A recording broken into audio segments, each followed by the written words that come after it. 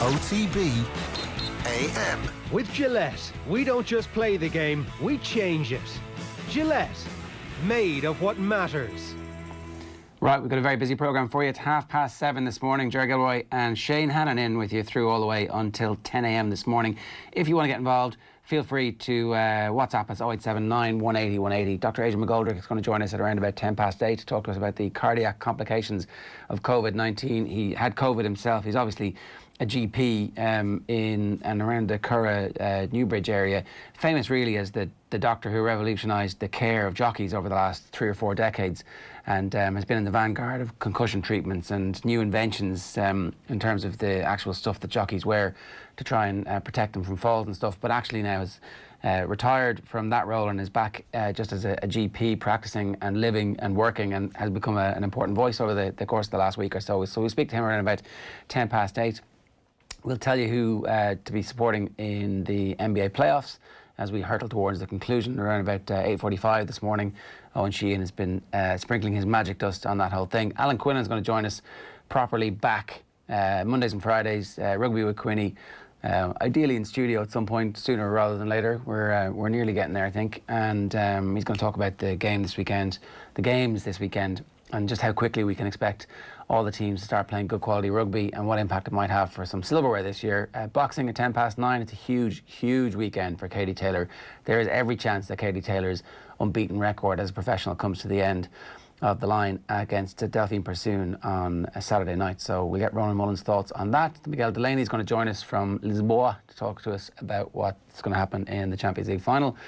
And then Deal or No Deal to round out another brilliant week here on OTB AM. In the meantime, let's hear John Giles in conversation with Will O'Callaghan. Have a look.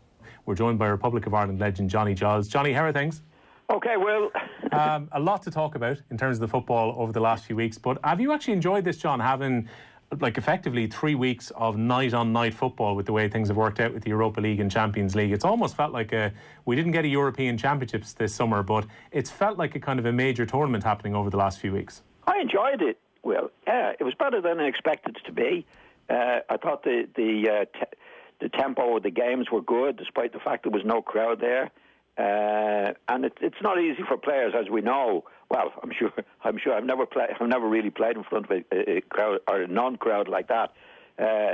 But it's unusual, to say the least. But I thought they did exceptionally well. All of the players, all of the teams in it. Yeah, the two teams who've got to this Champions League final on Sunday have been the two formed teams in the knockout stages. I'll ask you about PSG first, because they booked their place in the final with what was a pretty commanding performance the other night against RB Leipzig.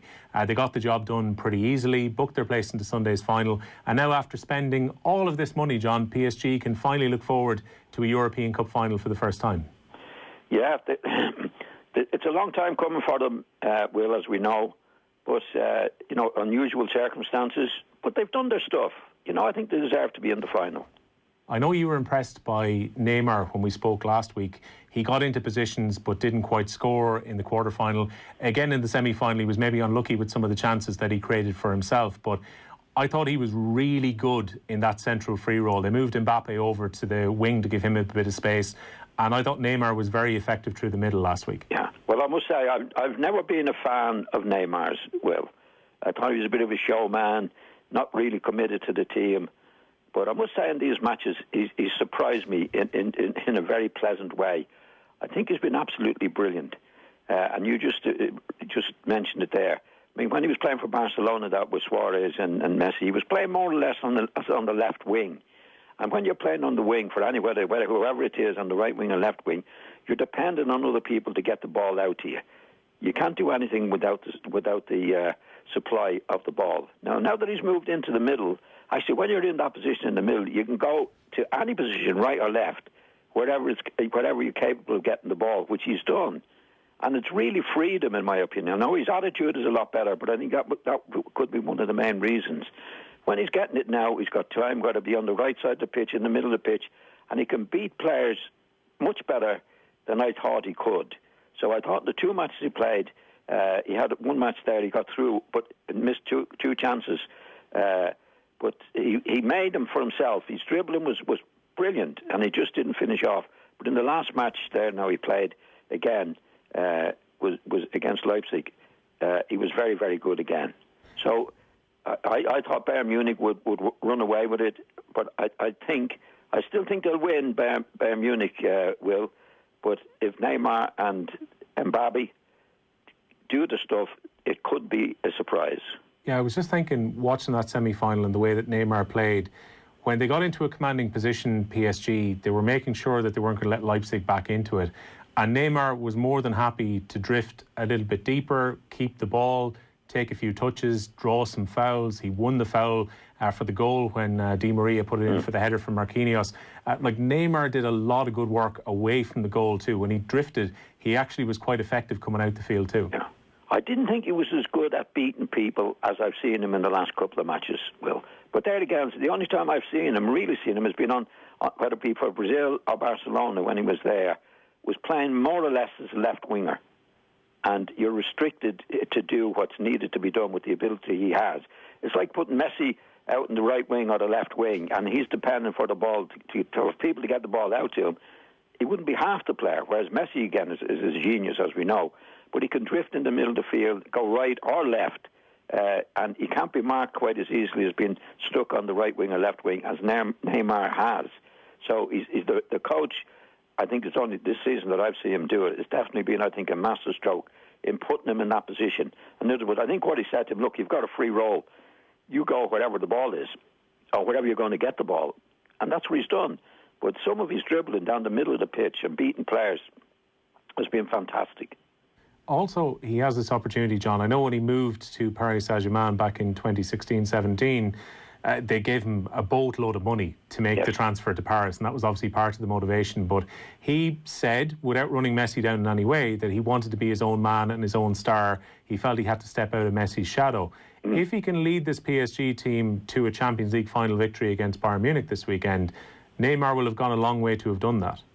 Yeah, well, I can understand exactly where he's coming from, because when you're playing with Messi and indeed Suarez, I mean that's the position he obviously wants to play in, and he couldn't do it. He had to go along with what needed to be done, which was to play him mostly on the left wing.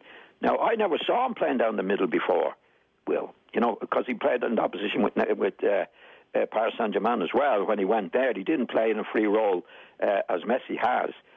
Now, this might be a coach now that believes that is the best position for him. And I'm sure he believes it himself, because there's nothing worse than having the ability he has, and to be stuck on one wing or the other, depending on other people to get the ball out to you. Because if they're not doing the stuff, you don't get the ball. Whereas now when he's playing in the middle of the field, he can go and get after the ball himself and do it on his own. And that's exactly what he's doing. And it's huge for them. It really, really is huge. And I must say now, I've been converted to him. After many years of thinking he was a waste of time, his attitude was bad, and all the various things that he could have been doing and didn't do. But in the last few matches I've seen him play, he definitely has lived up to the reputation that he has, had. I get the feeling, John, given how well PSG played in that semi-final, that Thomas Tuchel will possibly stick with the same forward line and play Di Maria off Neymar through the middle and maybe Mbappe moving to the right and switching around. There are three very pacey attackers if he goes for that front three. The one thing about Bayern Munich, they've scored 18 goals to 3 in these games against Chelsea, Lyon and Barcelona. But they have left a lot of space and coughed up chances against teams who can counter-attack with pace. The one thing about PSG, having Mbappe and Neymar particularly running at a defence, they will get some chances this Sunday. Yeah, it's one thing that I'm very, very surprised about Bayern Munich. They play now what's considered a high line in the modern game, Will.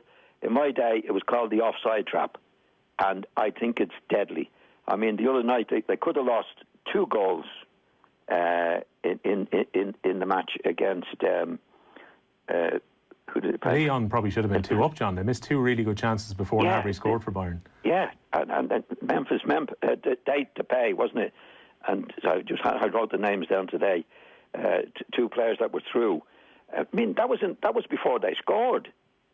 Well, the other night, 2 great chances, and they have given up chances because they're playing this running out when the team have the ball, and if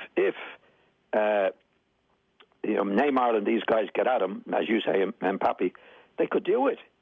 They could do it because they're very, very good, Bayern Munich. They have been the best team in it. I think they probably will do it. But if they do what they did the other day against these players who are quick, they could pay a price.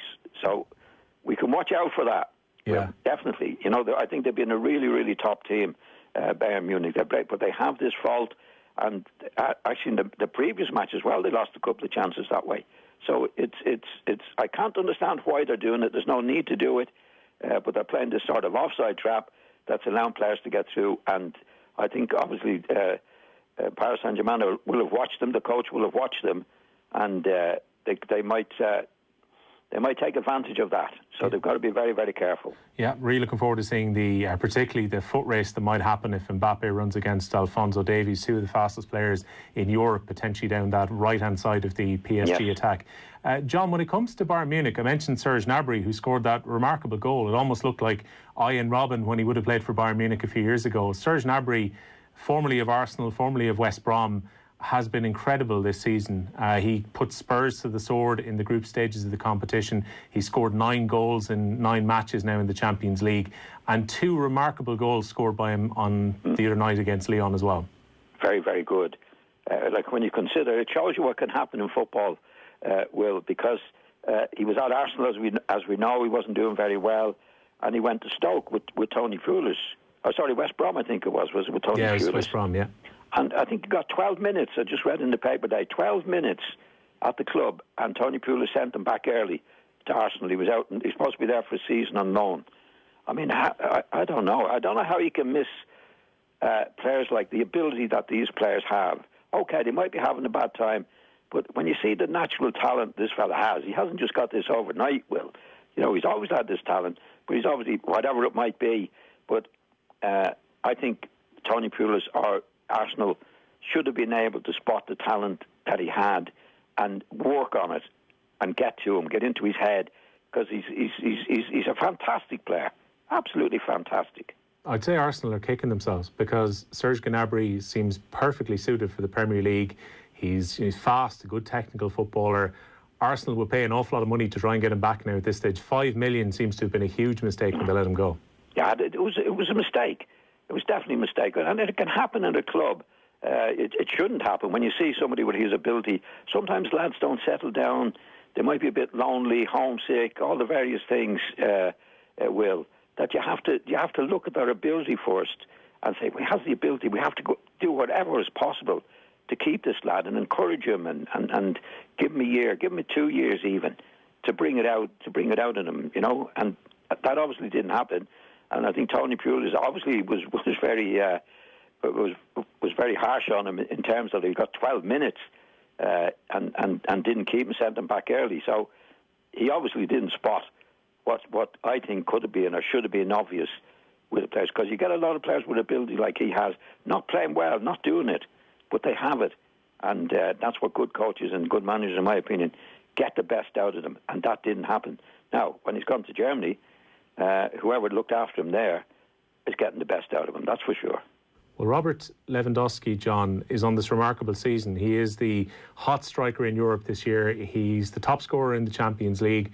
2 more and he would beat Ronaldo's record for a single season, which is 17. He scored in his last 9 Champions League fixtures. He's got 15 goals so far in the competition this year, 55 for the season. As number 9s go, is Robert Lewandowski right up there in terms of the number 9s you've seen over the years, John? Definitely.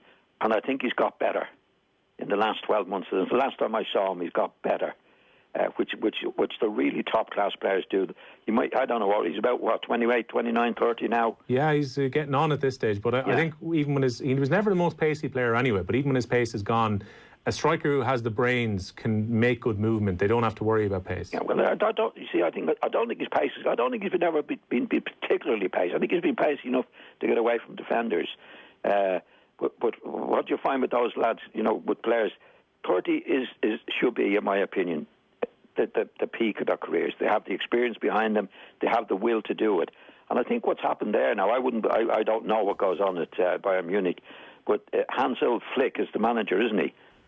Yeah, Hansi's just come in. He just come in, didn't he? He didn't come in during the season. He did, yeah. He took over halfway through, John, for COVID. He got the job on a kind of a temporary basis first, and then Bayern Munich played so well that this spring they decided they were going to make it permanent. They've been excellent since he took over. It's been brilliant. He has revitalised, if that's the right word, that what I've seen of that team. This is a team now playing when they don't have the ball, particularly getting after the opposition, things they weren't doing before this fella came in. So this guy's done a big job, and I think that's what's making them so successful. They obviously have the ability, but it's getting the hard work out of them and playing for each other, which they're doing, that this guy has brought in. And he's done a really top-class job. And he's made him into a team that was okay, but into a real bit like Liverpool with Klopp.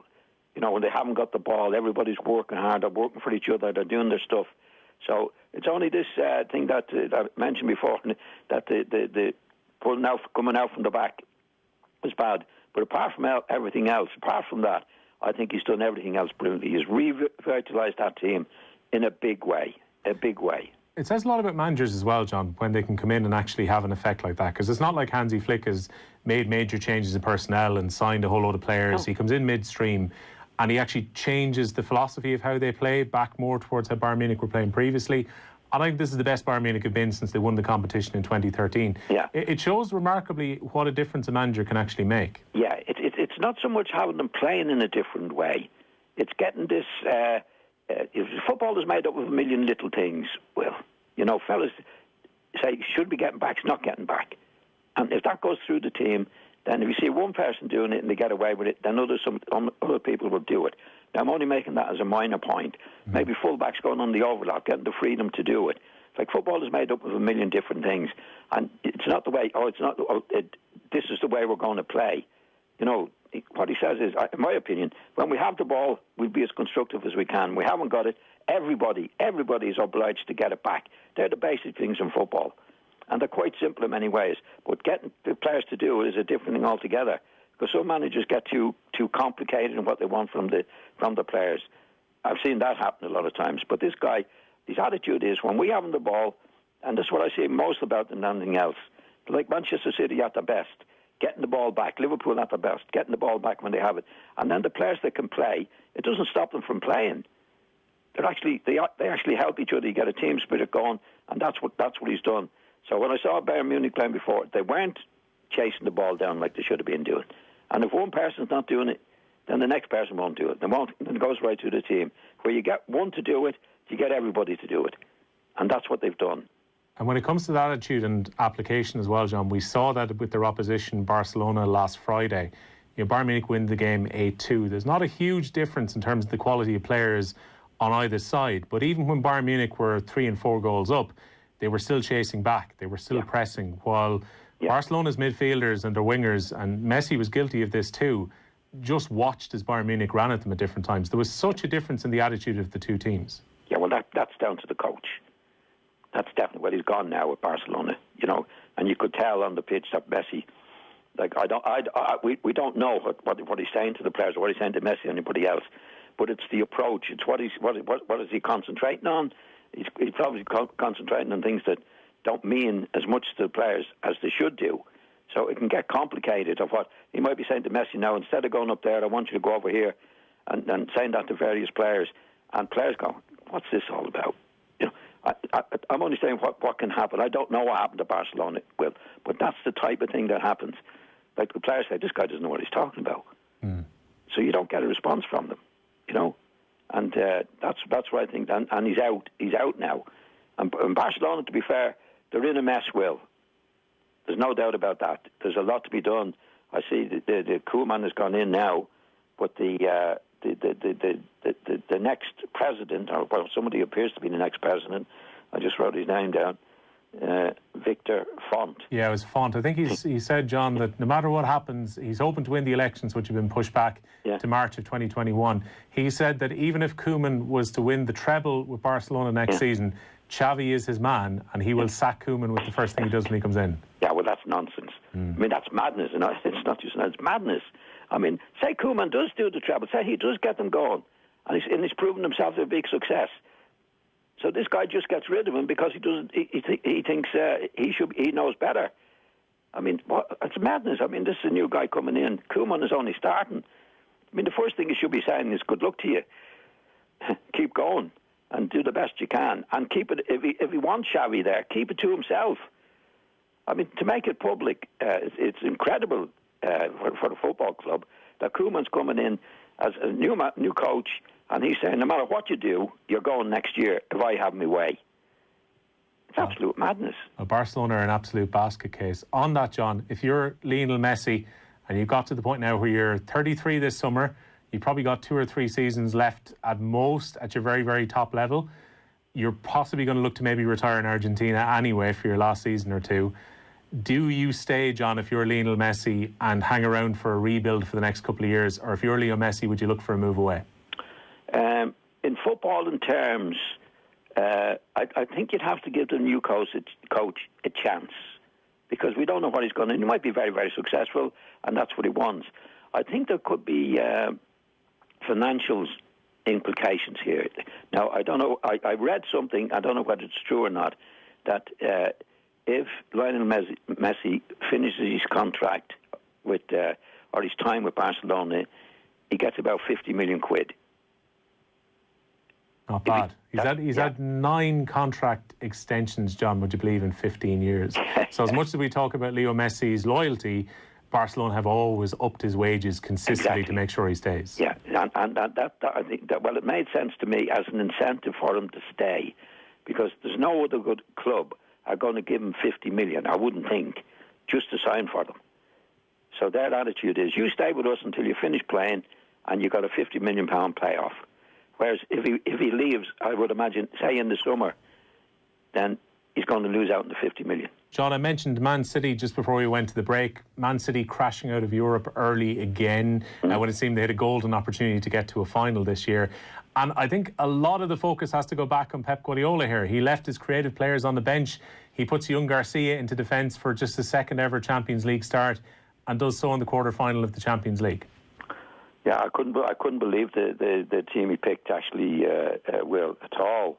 As you say, he didn't have a creative force in the middle of the field.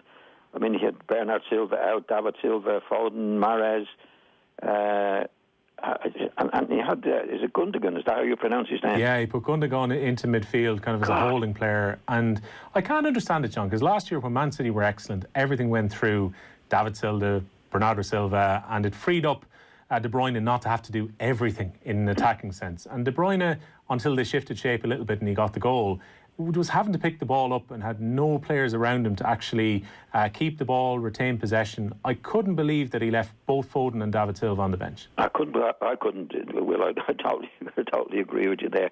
I just couldn't believe it, because there was no creative force at all in the middle of the field.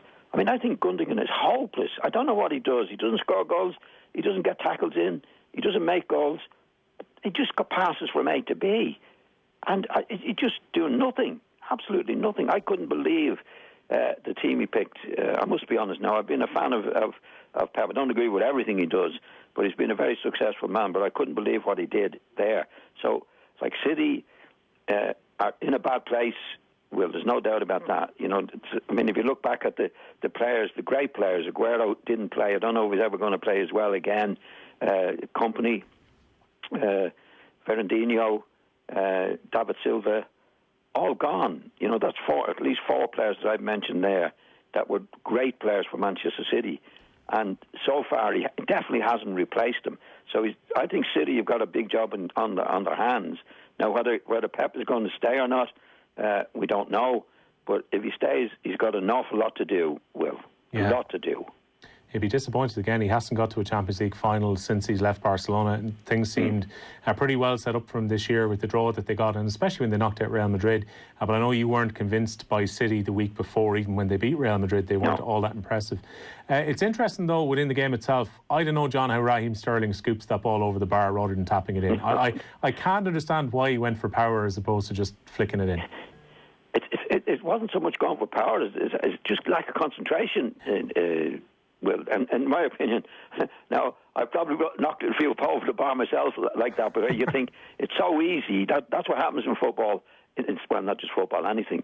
I would say that he thought it was so easy, it's just no bother, and you lose concentration.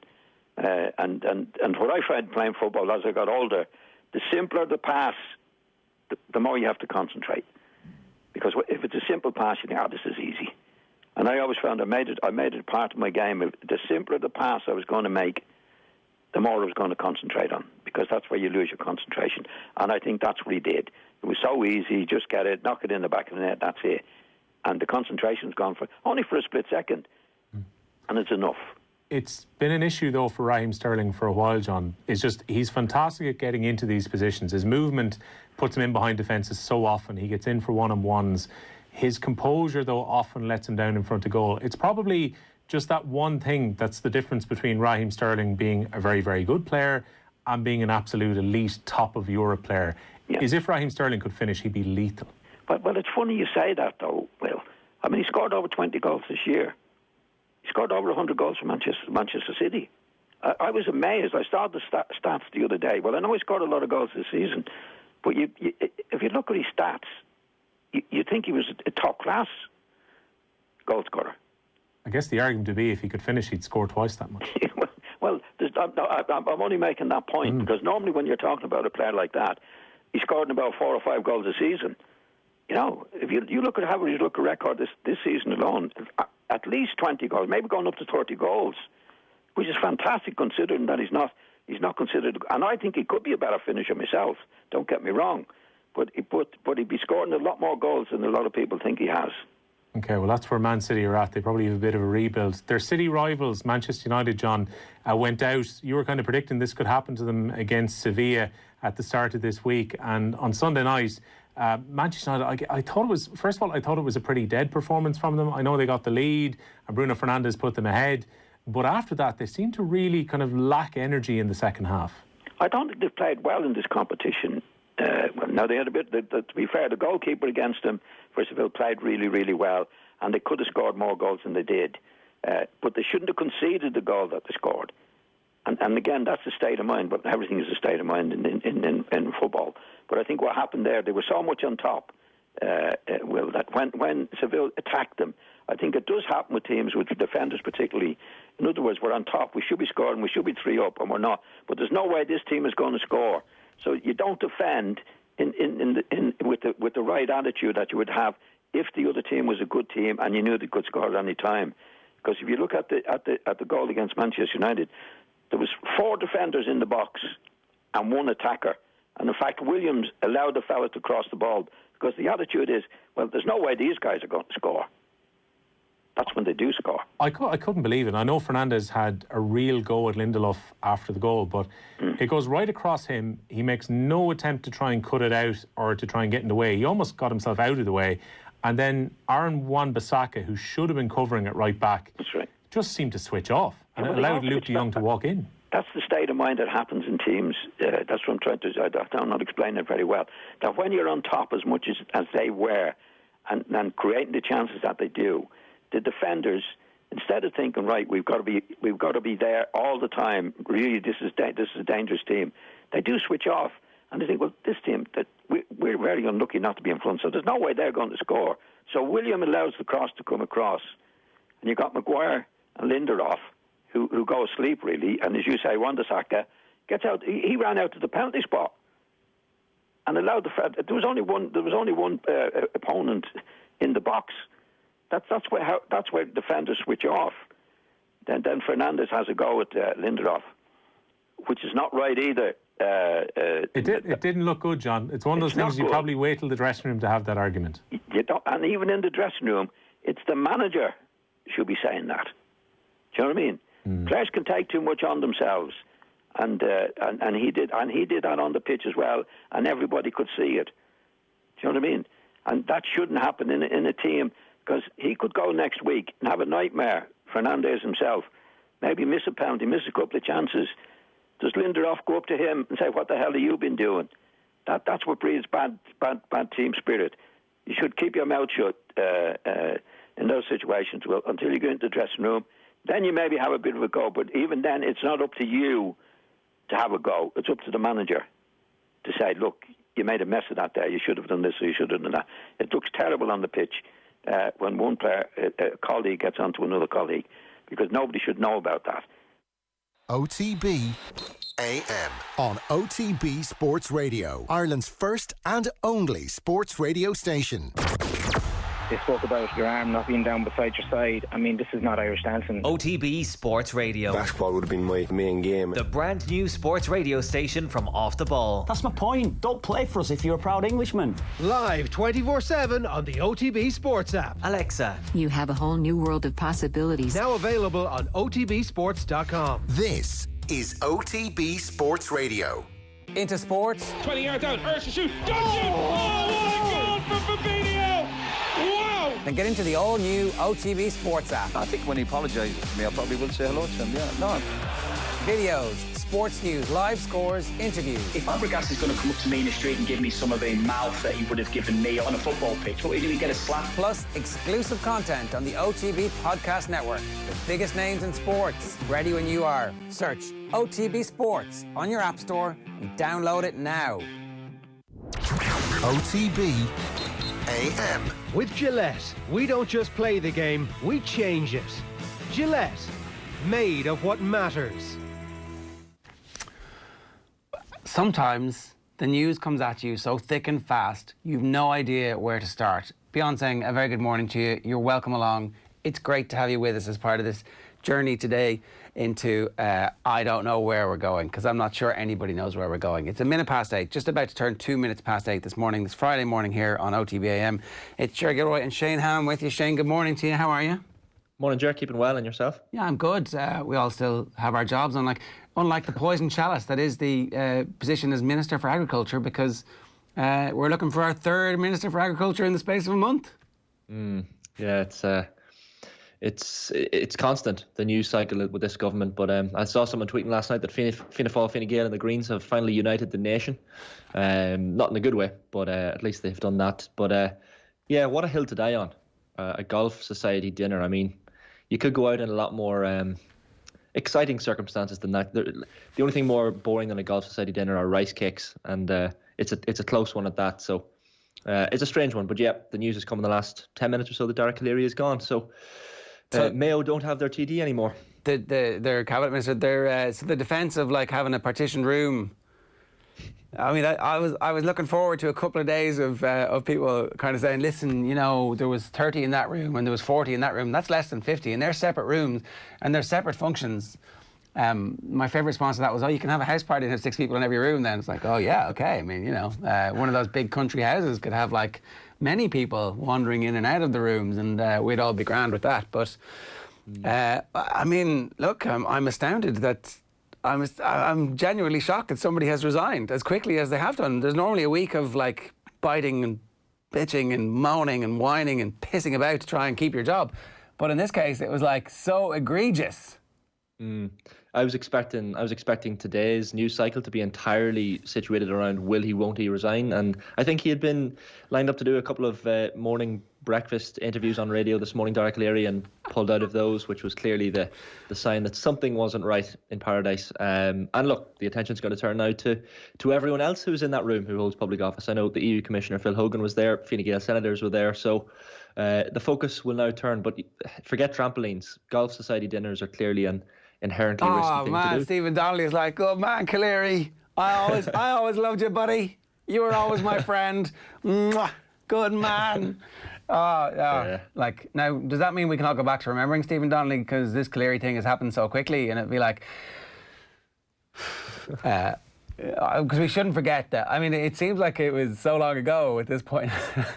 Yeah, I mean, the Barrycowan provisional licence debacle seems about a year ago now, so it's they fairly keep the news cycle moving pretty quickly, to be fair to them. But this one was a bit of a joke. When this news, I think it was in the New York Times this morning as well, which it's always embarrassing when the Americans pick it up and pick up our national scandals. We just want to keep it quiet. We don't want them to know. Local scandal for local people. Yes. Yeah, so it's a bit of a disaster. Okay, so 5 minutes past 8, and the breaking news this morning is that Derek O'Leary is no longer the Minister for Agriculture. Probably didn't serve long enough to get his ministerial pension, and geez, I don't know, did he even have enough time to hire somebody to become his ministerial driver? But they're all gone now, all those perks.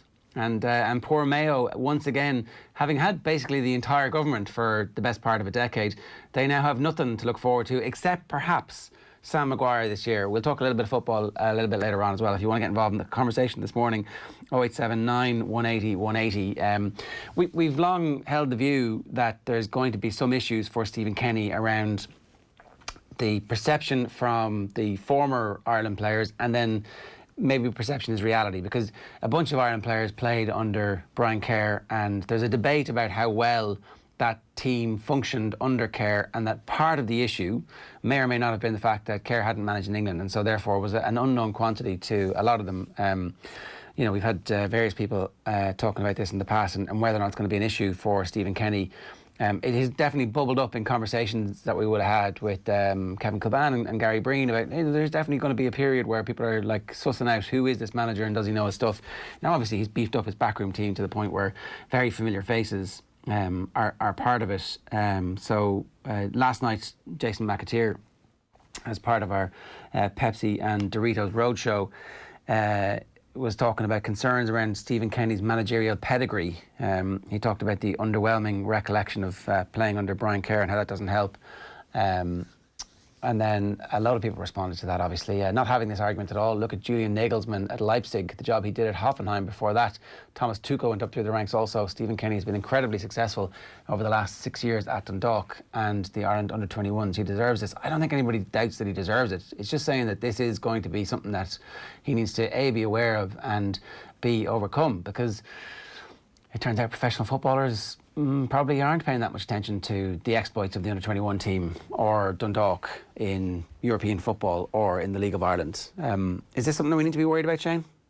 Yeah, it's a strange one. I think it's like when you apply for a job and they tell you, you know, you actually need a bit of experience to get this job. You can't get experience without getting experience. And managers like Stephen Kenny, Vinnie Perth, Brian Kerr, they mightn't be known to probably, especially, it's fair to say, the English-born Irish internationals, but why can't these guys become the next Thomas Tuchel, the next Rudy Garcia? Why can't they become the next Julian Nagelsmann? These managers deserve a chance as well. And Brian Kerr's pedigree, as McAteer calls it, was quite strong in the Irish underage setup. And there's clearly a bit of a personal thing going on there between the two of them. But was McAteer come out last year and he had kind of said, when he retired, I think his last game was that Brazil match in 2004 at the old Lansdowne Road, and he said he had texted Brian Kerr with his retirement plans, and it took him 10 days to reply. So was the McAteer side of the story. And we heard on the Roadshow last year, Brian Kerr talking about McAteer's book. Brian Kerr doesn't read players' books, as he says, but there was word in McAteer's book that Roy Keane and Jason McAteer have been put up together for a press conference, or were due to be put up together for a press conference by Brian Kerr, and Kerr said it was complete and utter bullshit. So it's a sticky one. Brian Kerr's pedigree can't be doubted. Didn't he have the best winning record of recent Irish managers? But I know, but he didn't qualify. That's the issue. You know, ultimately, and the football wasn't great. That's the other side of that. Is like, it's not like you can win this argument by saying, oh well, we qualified for a tournament, and like Kerr did loads of great things. Just there's like a 20% at the end of it that just didn't make it all the way through to the end of that. Dan McDonald jumped into that debate last night saying there was always going to be commentary like this. Stephen Kenny has more Euro experience, that's relevant to international football, than a good number of his squad do. But there are people in the UK bubble who see it differently. The only way to end the lazy generalisations is good results. I think people mistake McAteer's not saying that Stephen Kenny didn't make it as a player and so therefore can't make it as a manager, which the conversation then becomes Wenger and Mourinho weren't much good in their day either, and that's not the point.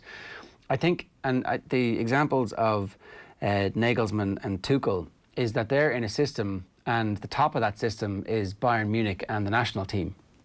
Our system, the top of our system, you can succeed in the League of Ireland, but ultimately the league hasn't reached the point where it is coherent enough as a product to allow people to go straight from there to international football in the past. We haven't seen this happen. So there's definitely an unknown. There will be a leap up in standard from where Stephen Kenny has managed so far.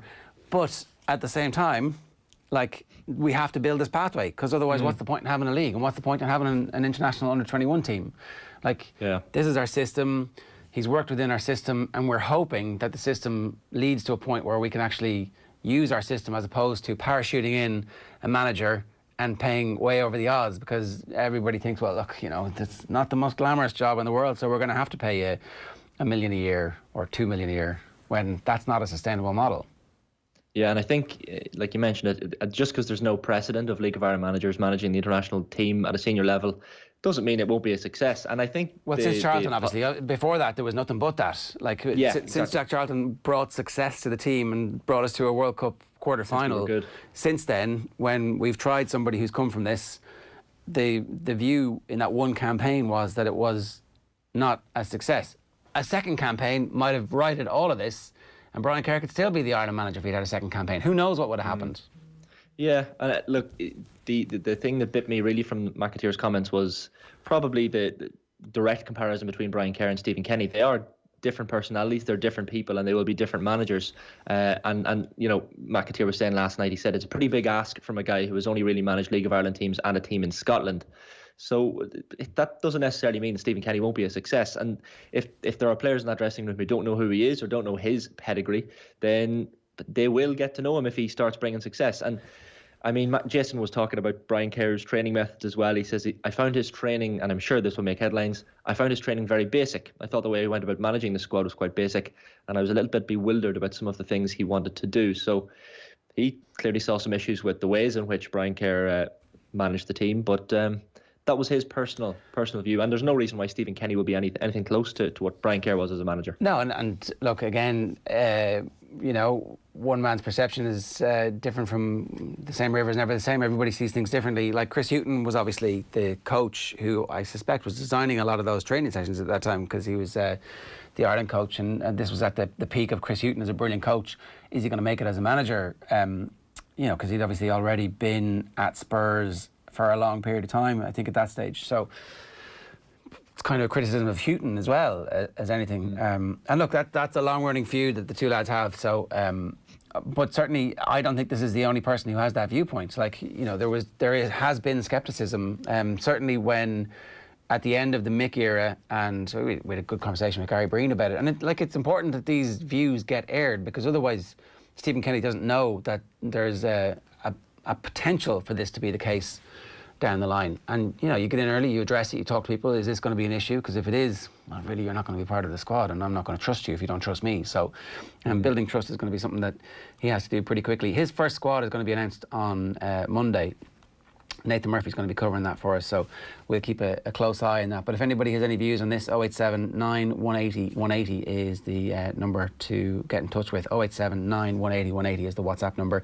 OTB AM is live in association with Gillette. Good morning. Start with Gillette, giving you the confidence to tackle the day ahead. It is Champions League final weekend. We're going to be speaking with Miguel Delaney a little bit later on about that. He is in Lisbon for Paris Saint-Germain against Bayern Munich. Who are you up for?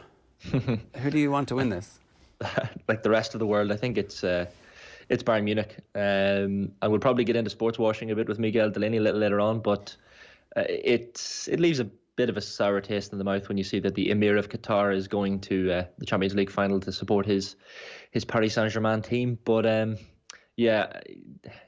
like Leipzig wouldn't have been great either. I know a lot of the negativity around Leipzig in Germany is quite strong, but it's a little bit disappointing to see a team like PSG in quote-unquote by their way to a Champions League final. Takes away a bit of the lustre from the Champions League decider over recent decades. But does it? Like, actually, when you're sitting down and the game kicks off and Neymar and Mbappe are in full flow, are you actually, do you remember to think, oh, I can't enjoy this. Oh, wow, look at that, it's amazing. Look at this, what a goal. Oh, no, I can't enjoy it. I know. Like, are you capable of that? Well, at least I guess once the game kicks off, that's the fickle nature of football fans that we all forget and don't care about the guys, the oil-rich tycoons sitting up in the stands who have pumped the money into the team. But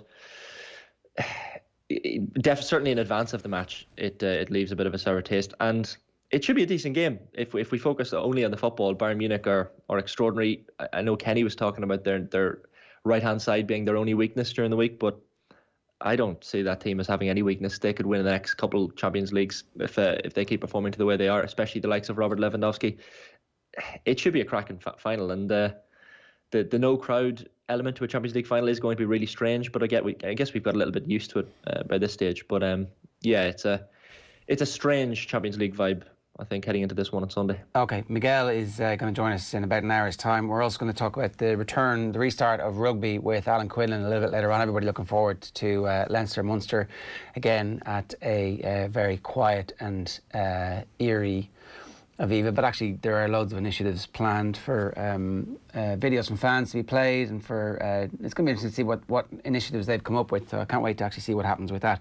And then the other big story that's happening today, which we'll get into a little bit when we talk about the sports pages, is that the GAA had a chairperson's meeting yesterday where the Director General and the President essentially outlined that come what may, we're going to play a championship as long as we're given the go-ahead to continue to play games. So earlier in the year, it was kind of a look behind closed doors. We're not really interested in that. That was kind of the viewpoint in May, but things have changed fairly dramatically since then, Shane. And it looks like the cost issue, which has been bubbling up from the various smaller counties who are saying we can't afford to have the training sessions between the middle of September and going out of the championship. Well, actually, it looks now like the GAA centrally are going to loan money to the counties to make sure that happens. Yeah, it's a slightly more positive outlook on the GAA Championship, I think, because the last few days when we saw that there's going to be no crowds at GAA matches, I guess the Inter-County Championship came into the spotlight and we all started to think, will this happen even? And October 17th, I think, is the start date for the GAA Inter-County Championship, but the last couple of days it hasn't looked like that would be likely. But yeah, this statement that you mentioned from the GAA, increased optimism and appetite. Now, the language was a little less straightforward. They said that the championship plans to stage the championship remain under consideration. So it's not set in stone, but I guess nothing can be set in stone with the way the world is at the moment. But if we do go into a form of second lockdown, which is kind of the direction in which we're headed, if the figures keep going up, people will need the GAA. If it's safe to play it, and it is behind closed doors, it would be nice to have some GAA on the TV. And I think Tim Murphy, the Kerry chairman, summed it up quite well on AM this week when he was talking about the need to have for people to have that outlet, if it can be done safely. So here's hoping it can happen, because I want to see Monaghan win an Ulster Championship. I want to see Monaghan win an All-Ireland, Ger. This could be your year, you know. If I can't celebrate it, if I can't be there, it takes away from it all. But still, I'd take any All-Ireland at this stage. I think you'd enjoy the aftermath of a Monaghan All-Ireland, even in these circumstances, I suspect. Right, I want to move on because we want to talk about complications post-COVID, and I'm delighted to say Dr. Adrian McGoldrick is with us.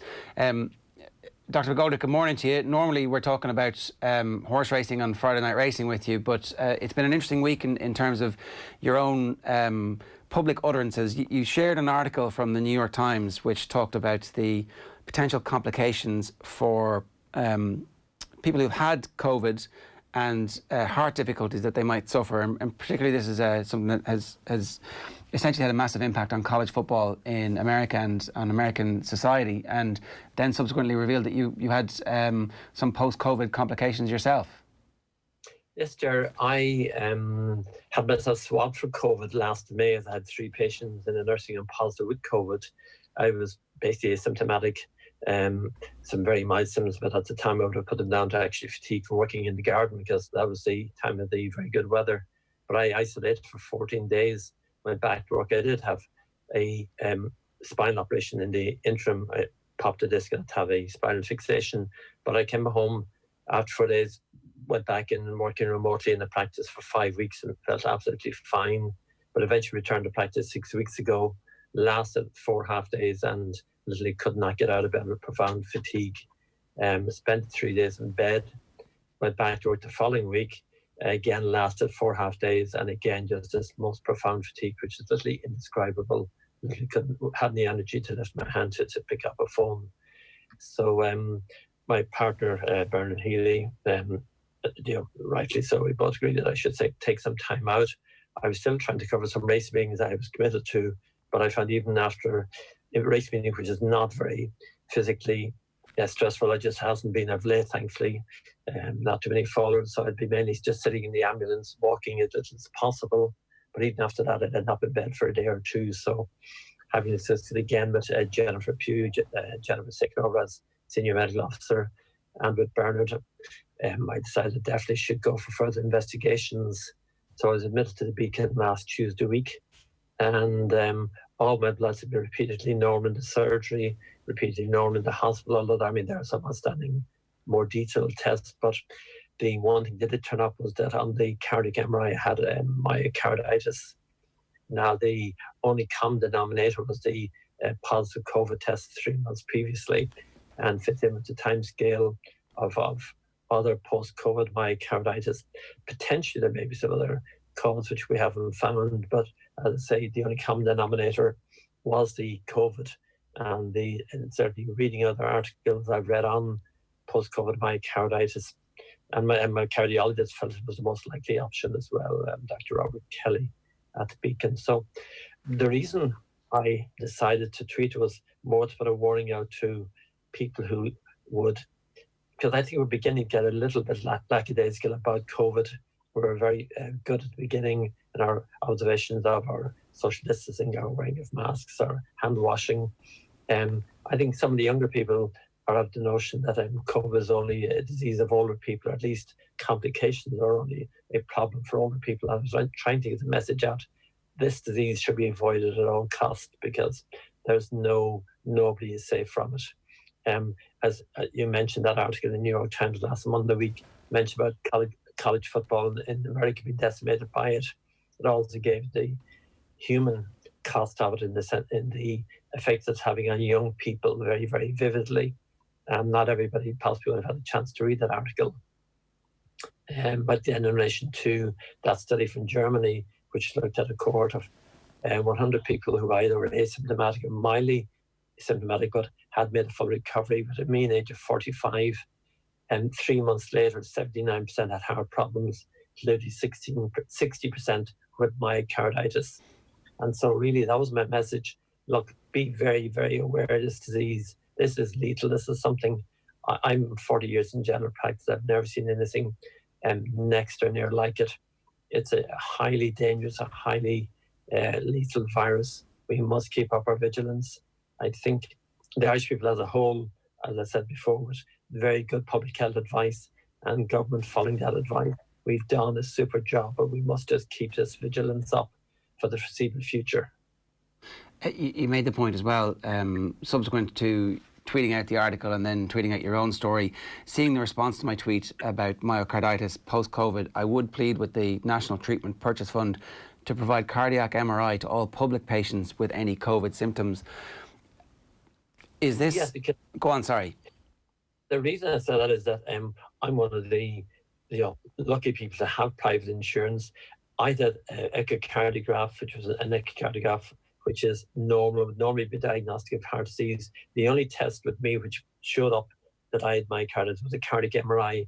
Now, there's a limited availability of those in hospitals in Ireland, mainly in the private hospitals. To my knowledge, it's not available in the National Purchase Treatment Fund as of now. But my fear is that people who may not have private insurance will have similar symptoms to me, will possibly have a normal echo like me, and put down as being probably just chronic fatigue syndrome, or as I said, in lesser cases as possibly being psychological, which certainly it is not. And I would not like anybody to have a ongoing chronic fatigue due to myocarditis and not have an appropriate diagnosis. And I know my colleagues who are cardiologists would certainly like to be able to make that definitive diagnosis as well and provide the appropriate advice. So would this be when they get COVID first, or is it tends to be 3 months later is the sweet spot where you use that? Yeah, there are obviously in the more severe cases of COVID, it can occur earlier on, but certainly the data coming out now is that it can be one of the delayed side effects. I mean, COVID is a multifactorial disease. I mean, there's no organ in the body spared. It can affect your brain. It can naturally, we all notice that it's a disease of the lungs, but now the long-term data, if you call long-term 6 months, it's showing that perhaps there's actually there are more problems with the heart than anything else. It naturally causes clots in the legs, causes microclots in the skin, affects the adrenals, affects the skin. So there's literally no organ saved. So it's a very unique virus. As I said, I've been 40 years in practice. I've never seen anything like it. So I think it's just we need to get that warning out to people. This is a really serious virus. Don't ease up on what you're doing. I agree that there's naturally a financial cost to the state and to businesses, but there's a morbidity as well, and we do not want a large cohort of our population with long-term problems into the future, both for them personally and for the state as a provider of medical care. So it's trying to get that balance between good health, good public health, and keeping the state finances rolling over. It's a difficult balance to do, but I think as a country we've done a pretty good job. We are still on our first wave. We're bouncing on the bottom of it.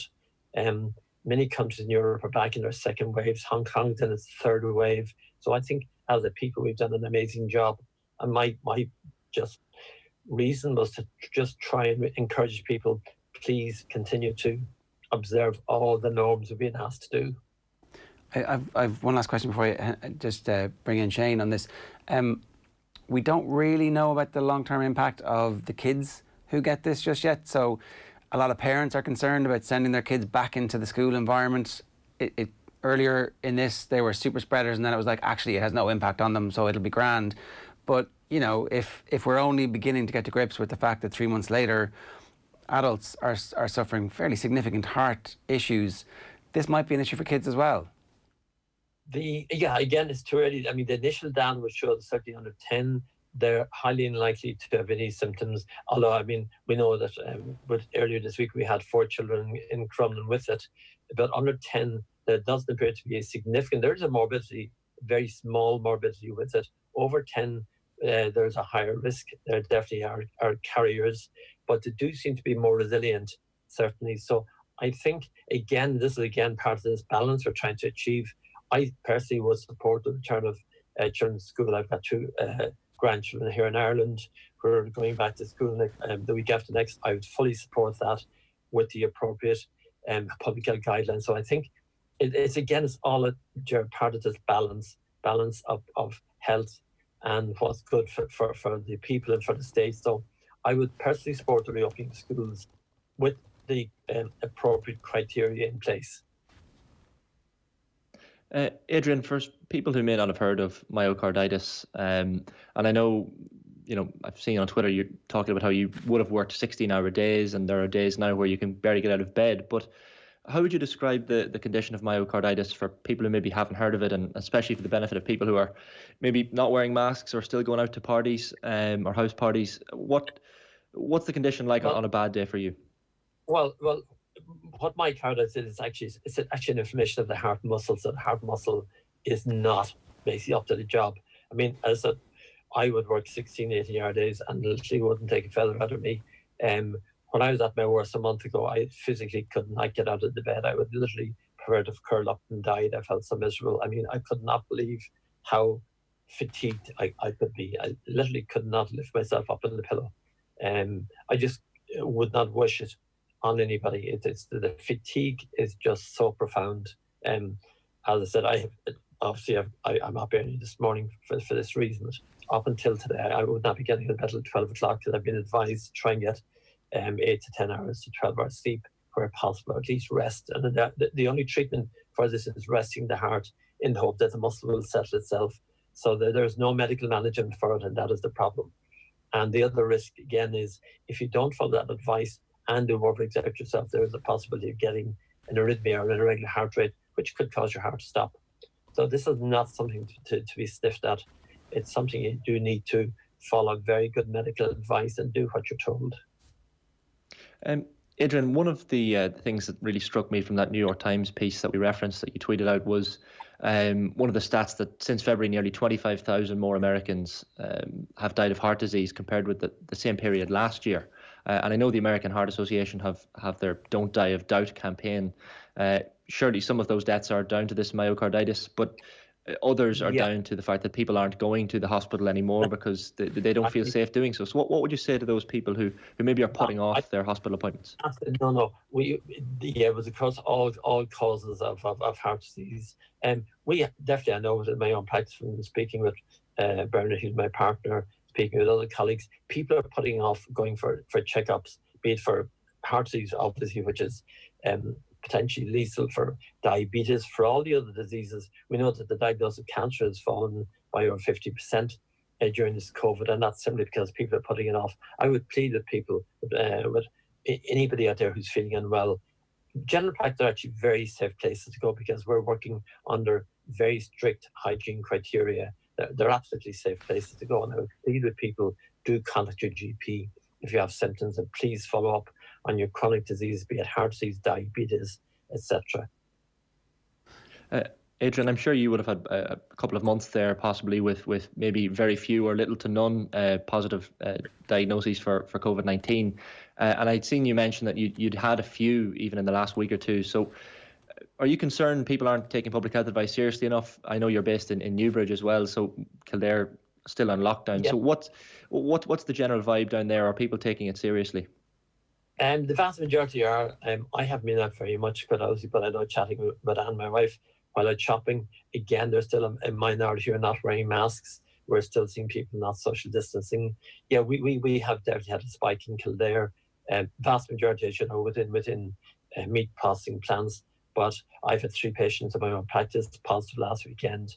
No obvious source for it. So we are seeing a spike. Again, a lot of cases, unfortunately, 9 out of 10 people are asymptomatic or have very mild symptoms. And sometimes we cannot pick up where it's coming from. But all I can say is to those who are not following the guidelines of wearing their masks, washing their hands, avoiding social distancing, and particularly the young people who are going to parties, think twice, because it's not just about your family, your relatives, it's about you, because we do know this has a morbidity for young people. And I think young people need to look in the mirror and think about themselves for a start, not just about this is a disease which does not affect me. Yeah, absolutely. I think that's a very powerful way to wrap this up. Dr. McGoldrick, it's always great to talk to you. Thanks a million for making the time for us, and we wish you the very best in your recovery. Thank you very much, indeed. Thank you very much. Take care. Bye-bye. It's Dr. Adrian McGoldrick there, who obviously made his reputation in the public sphere as a doctor with the Turf Club over 30, 40 years, but obviously now involved in general practice and coming forward to tell us exactly some of the stuff that we might need to hear, and all of us, all generations, that this is the type of thing that you really, really do not want to get. 087 9180 180 is the number here if you want to get in touch with us this morning. OTB AM is live in association with Gillette. Good morning. Start with Gillette, giving you the confidence to tackle the day ahead. I'm going to give you another opportunity to enter our Liverpool competition all this week here on OTB AM. We've been giving you the chance to win a €100 voucher to the official Liverpool store in the ILAC Centre. This week, Nike Football have released Liverpool's away kit for the 2021 season. It's on screen there. Looks pretty sweet. The new kit is available to pre-order in-store and online right now. There are 3 ways of entering the competition this morning to give you the chance of winning. Share the show where you're watching and tag us at Off The Ball. If you're watching on Twitter, just retweet this morning's OTB AM and tag at Off The Ball. And better still, WhatsApp us a screen grab of how you're watching or listening to the show at 087 9 180 180. You might be listening through a smart speaker or in your car or on the OTB Sports app. And to be honest, OTB Sports Radio is obviously the best place to get us these days. Massive surge in growth in listeners to OTB Sports Radio over the last couple of weeks because of the app, how easy it is. You click on the button and lo and behold, it's endless top quality sports content in your earballs. Go and hit the radio tab on the brand new OTB Sports app. It's time for the sports pages. OTB AM. We'll start this morning, as we do every morning, with OTBsports.com. Stephen Kenny's pedigree a concern after Kerr's Ireland tenure. So that's Jason McAteer drawing comparisons, unfavourable comparisons as they are for now. But it is an issue that has been raised, and we'll no doubt be debating it. And I'd say you're going to hear quite a bit about that on Saturday afternoon with Dan and Johnny alongside John Duggan as well. Vinnie Perth leaves Dundalk after Champions League exit. We'll come to that in a moment. Neil Lennon confirms Celtic interest in Republic of Ireland defender Shane Duffy. I was also part of our Pepsi Doritos Roadshow last night, and people can be lazy with analysis. Bradley happy with Rovers' creativity. You compare and contrast the treatment of Stephen Bradley through difficult periods at Shamrock Rovers with Vinnie Perth, and I'm like, come on lads, come on Dundalk, come on, you could have seen this out. You could have continued with Vinnie Perth and let him learn from the experience of dealing with the pandemic, because he just won the league, right? Anyway, the sports pages, no consensus on the back page. The front pages of all the tabloids. COVID-19 hole. Cleary and Hogan at rule break golf event. Derek Cleary has fallen on his sword this morning, and he might save everybody else who was there, unless all of a sudden, Phil Hogan is like, now the pressure's on him. And it might be because Fianna Fáil are going to come wanting some Fine Gael blood. And even though he's an EU commissioner, we know he's a Fine Gaeler. Will P. plea? It's very important to me he signs a new deal. I don't really get this headline. I feel like I might be missing something. Willian has a simple message for his Arsenal teammate Pierre-Emerick Aubameyang. Please stay. Will P. So Pierre-Emerick, it's shortened. Is his nickname P? Is he Chicharito? Is he somehow connected to that? I don't know. Do you have any ideas, Shane? Season remains on course. The GAA story. We'll get to that in a minute. Party blooper is the front page headline on Dark Clear. I think that might be tab of the morning from the Star. Pep's great escape. Yaya Toure reckons he'd have been sacked anywhere else, but he's a great manager. There was like a little bit of ambivalence about that. Katie to prove she is world's greatest. That's a picture of Delphine Persoon, Katie Taylor, and Eddie Hearn. The back page of the London Times. Let's go out with a bang. Root goes for pace and final test of the summer. West Ham want to get rid of Jack Wilshere. They're willing to pay up his contract. It's $100,000 a week. Jack Wilshere on $100,000 a week. I mean, somebody somewhere did a bad deal there. And Messi, I feel, on outside of the club. So Ronald Koeman's first job was to keep Leo Messi happy, and it doesn't look like it. Bogey men, and it's largely men, Agriculture Minister and EU Commissioner among 80 at hotel event, but they were in separate rooms. They were on a break. Back page of the Mirror. Barca would have sacked you by now. Pep given easy ride by City, and everything on the table for the GAA. That's the story. We'll get to that in a moment. The Racing Post. Inter have odour of Cologne champions. See what they did there? Cologne, odour. Unleash the speed machine. Explosive sprinter Batash out to blow away Nunthorpe rivals. That's, again, on ITV. The Independent, that same picture of Katie Taylor, Delphine Persoon and Eddie Hearn. Big fight. We're talking about that with Ronan Mullen in just a little while. Rugby to mark COVID deaths and back anti-racism. The All-Ireland show must go on, insist Croker Chiefs. Yesterday was a much more calm and measured approach from the GAA. Back on message. GAA ready to borrow to fund championships amid revenue losses for counties. I couldn't make out if the GAA essentially were going to borrow, if they were going to dip into their own reserves of cash, or if they were going to allow the county boards to borrow from Croke Park. So I guess that'll become clear in the coming days. Croker in aid relief is the headline of Colin Key's piece in the Herald, and Perth pays price for poor form of Dundalk. Well, I haven't seen too many people picking Paris Saint-Germain, but Richard Dunn is going for them there. And the Daily Mail back page, holding firm, GAA stands by All-Ireland plan with funds vow. Perth pays the price for Lily's European exit, and all systems go as Reds unleash Box Stars. So do we expect both of them to play? Do we? Allende and RG Snyman are both poised to move straight into the starting lineup. So those teams, can't wait to see those teams being named. And plenty of rugby to look forward to. There you go, back page of The Guardian is cricket as well, and Liverpool host Leeds at the start of a hectic campaign, so it's obviously an early edition there. The Telegraph have an interesting story apart from the cricket. Football fans will be blocked from watching 160 Premier League games on TV next season, despite being currently banned from attending matches during the coronavirus crisis. And last one for now is the Irish Times this morning. Cooney hoping the magic touch returns after lockdown. Great interview with John Cooney from Joe Malloy the other night on, was it Monday Night Rugby or Wednesday Night Rugby? So check that out on the OTB Rugby stream on the OTB Podcast Network. You should subscribe to that there. And Gibney story, a cautionary tale. We still need to heed Johnny Waterson, who did loads of work on the George Gibney story, talking about it today as well. And that is GAA moves to ensure inter-county season goes ahead. Where are we starting, Shane? Yeah, I guess we'll start with that GAA story, given that it's dominating so many of the back pages, but a little bit more of a positive outlook, I think, for GAA fans who are hopeful of an inter-county season happening. So this was the meeting you mentioned between President John Horan, Director General Tom Ryan, and county chairpersons, which took place yesterday. So this was a conference call that took place. And afterwards, the GAA released a statement saying that their plans to stage the Inter-County Championship remain under consideration. So it's not the most positive language, but it's more positive than we've had in recent days, given that the lack of crowds will be an issue over the next 3 weeks for the GAA. They've said there's increased optimism and appetite for inter-county games. So the argument certainly would be for games to be held behind closed doors rather than not at all. And as we said earlier, a second lockdown perhaps makes that all the more important that people have an outlet. And I know Tim Murphy, the Kerry chairman, was saying as much on this show this week. Then on the matter of funds, so they've essentially said, as is on the back pages this morning, cash-strapped county boards can be bailed out on a short-term basis. So The government has promised this €40 million to the three main sporting bodies in the country, so the GAA, along with the FAI and the IRFU. And the use of that money is, quote, for specific needs with regard to solvency and continued existence. So not necessarily to stage a championship, but certainly to keep the association afloat through these difficult times. The funding of football and hurling championships without crowds is likely to be dependent on this state money that comes.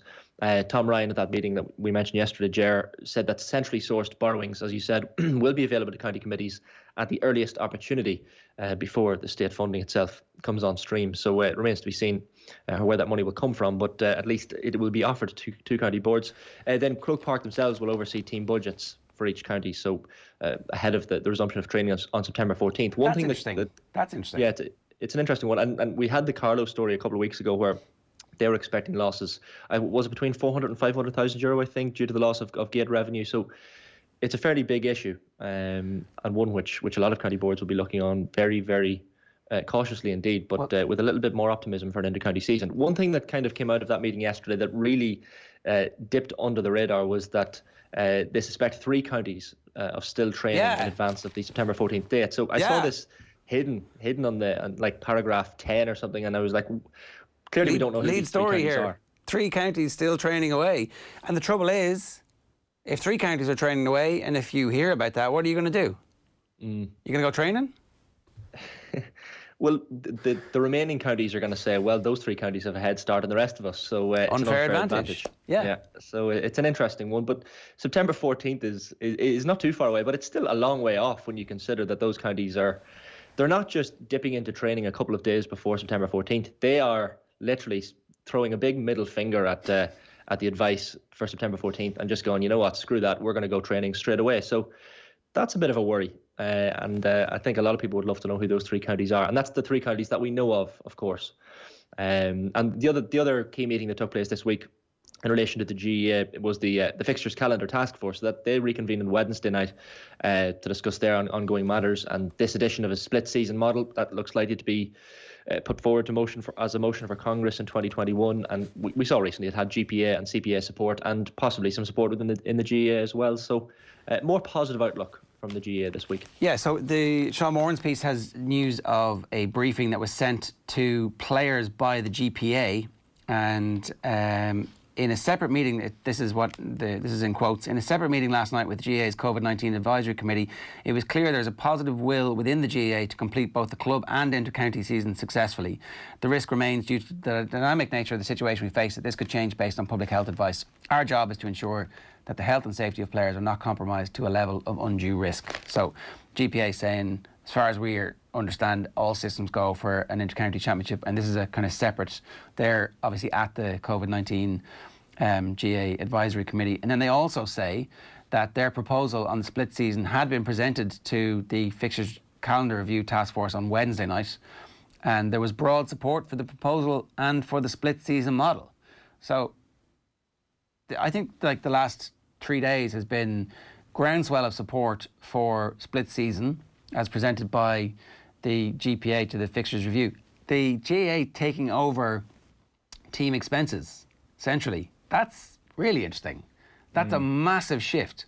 And if that's what comes out of all this, then they'll be the ones who are in charge of the runaway train, the unstoppable juggernaut. The stuff that came out, that was like the main focus. Remember there was a row earlier this year between the GAA and the GPA. The GPA issued this statement saying we're really pissed off about the fact that you're focusing on the expense of running the teams as opposed to all the other stuff that actually leads to the expense of running the teams. And they got criticised for that because, like, let's face it, they get criticised almost any time they do anything, except with this one occasion where they seem to have stemmed the tide.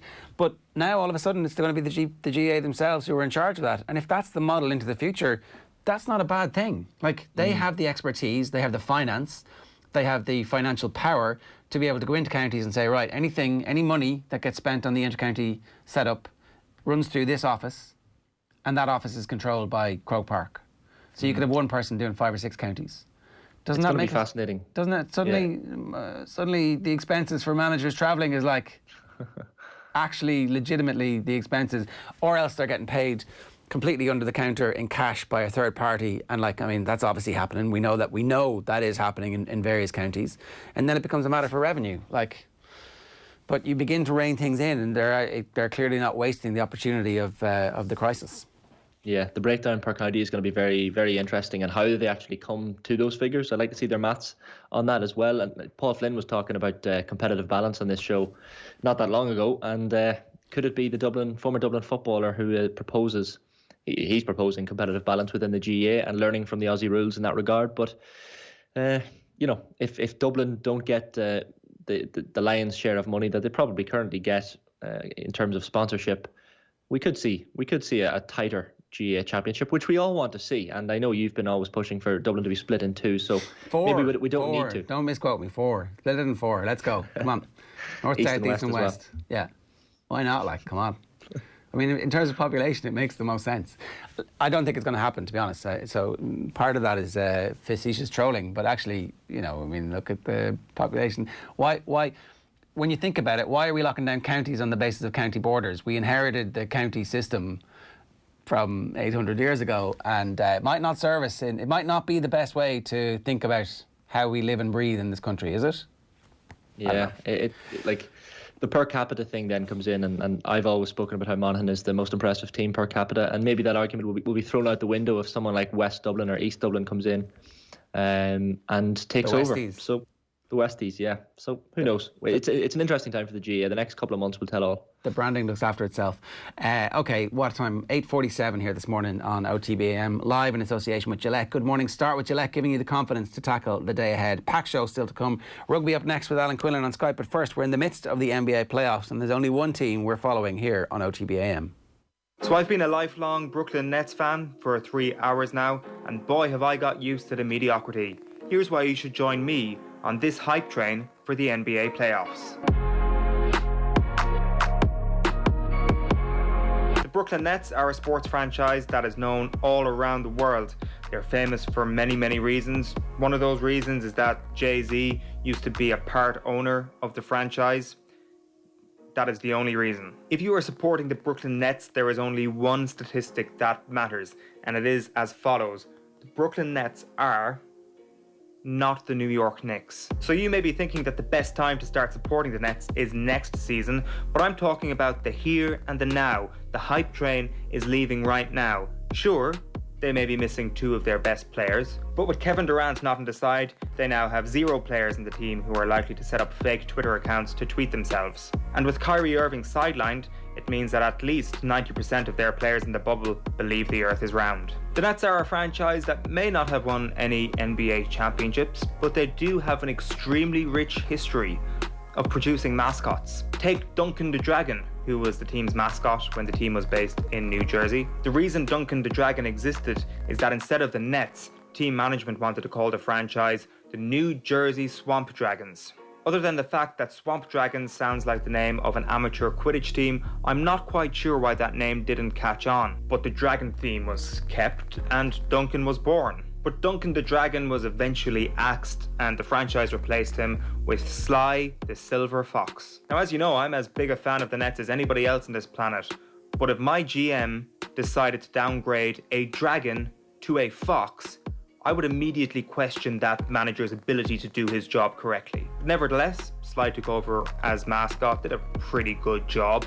But once you stare into his eyes and realise the Silver Fox is probably a White Walker, it becomes a mascot that appears in your dreams on a regular basis.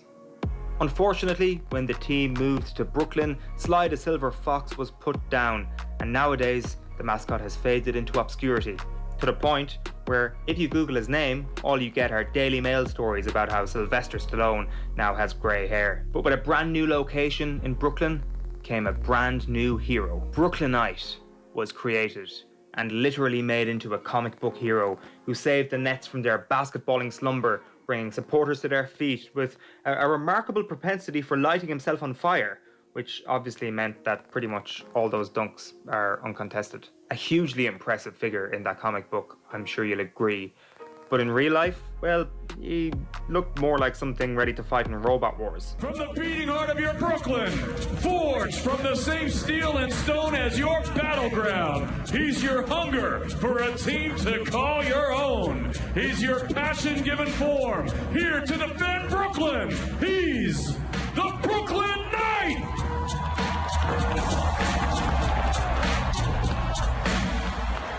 Unfortunately, after a few botched performances and a series of cases where children were clearly terrified by this creature, and a Deadspin report that the mascot actually shared a name with a porn star, Brooklynite was fired, and so ended a great run of mascots. So if you're not on the hype train by now, well, how about the possibility that you might actually play for the Brooklyn Nets this year? Like, if you go onto Amazon and purchase a Nets jersey right now, get yourself to Disney World and stand outside the bubble, there is a 100% chance they will let you in and you will get playoff minutes. Kyrie Irving is injured, Kevin Durant is injured, Nicholas Claxton is injured, Jamal Crawford is injured, Wilson Chandler opted out of the bubble, DeAndre Jordan got COVID, Spencer Dinwiddie got COVID, Taurean Prince got COVID, Joe Harris has left the bubble. Their starting five at the moment is currently 2 point guards, a big guy, the franchise chef, and the janitor of the Barclays Centre. There are reports at the moment linking them with Greg Popovich to be their next coach, but I'm pretty sure that story is not true. I think they're actually begging Greg Popovich to come in and be their sixth man. So basically anyone can apply to become a Brooklyn Net right now. Except for you, Brooklynite. You're a creep, you're a weirdo, and I'm pretty sure the Brooklyn Nets have a restraining order on you. So there you have it. Come and join the Brooklyn Nets hype train. And just to confirm, they are not the New York Knicks. So you will be miserable, but you won't be that miserable.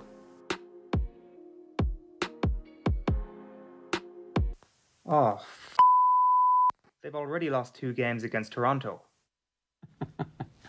Good stuff from Owen Sheehan, who'll be back with you on Monday here.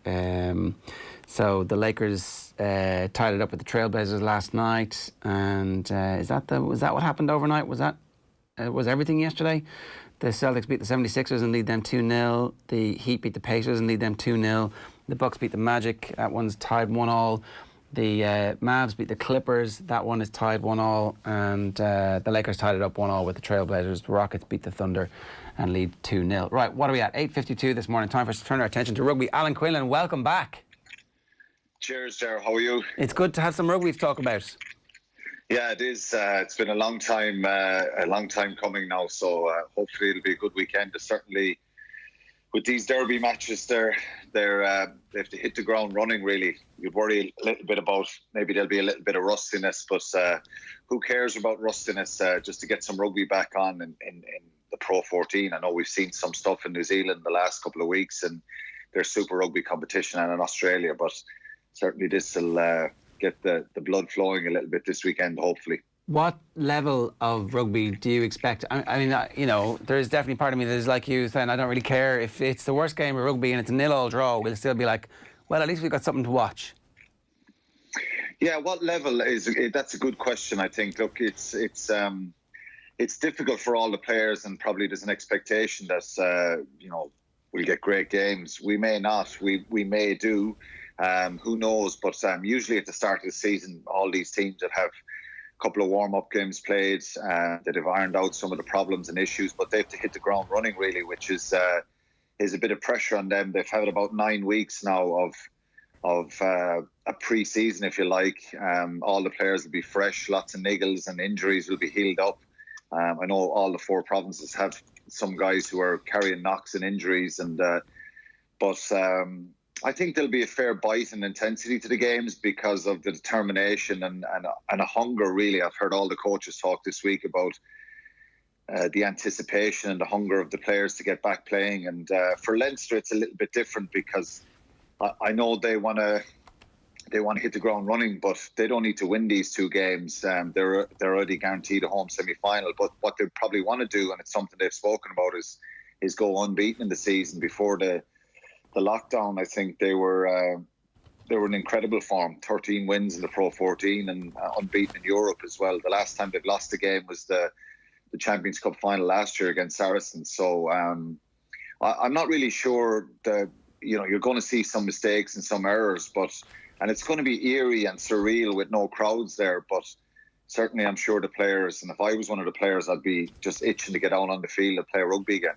It's going to lash rain, it's going to howl wind all evening tomorrow until about 8 o'clock, at which point apparently the weather's going to get much better. So it's almost as if nature itself wants to see what happens when Leinster and Munster play at the Aviva tomorrow night.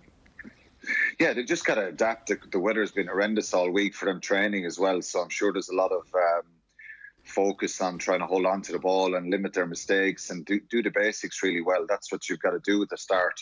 I don't think you'll see either side firing the ball around willy-nilly in that first Irish game. I know there's going to be games on before that in the Pro 14, which certainly the Irish coaches will be, the provincial coaches will be keeping an eye on.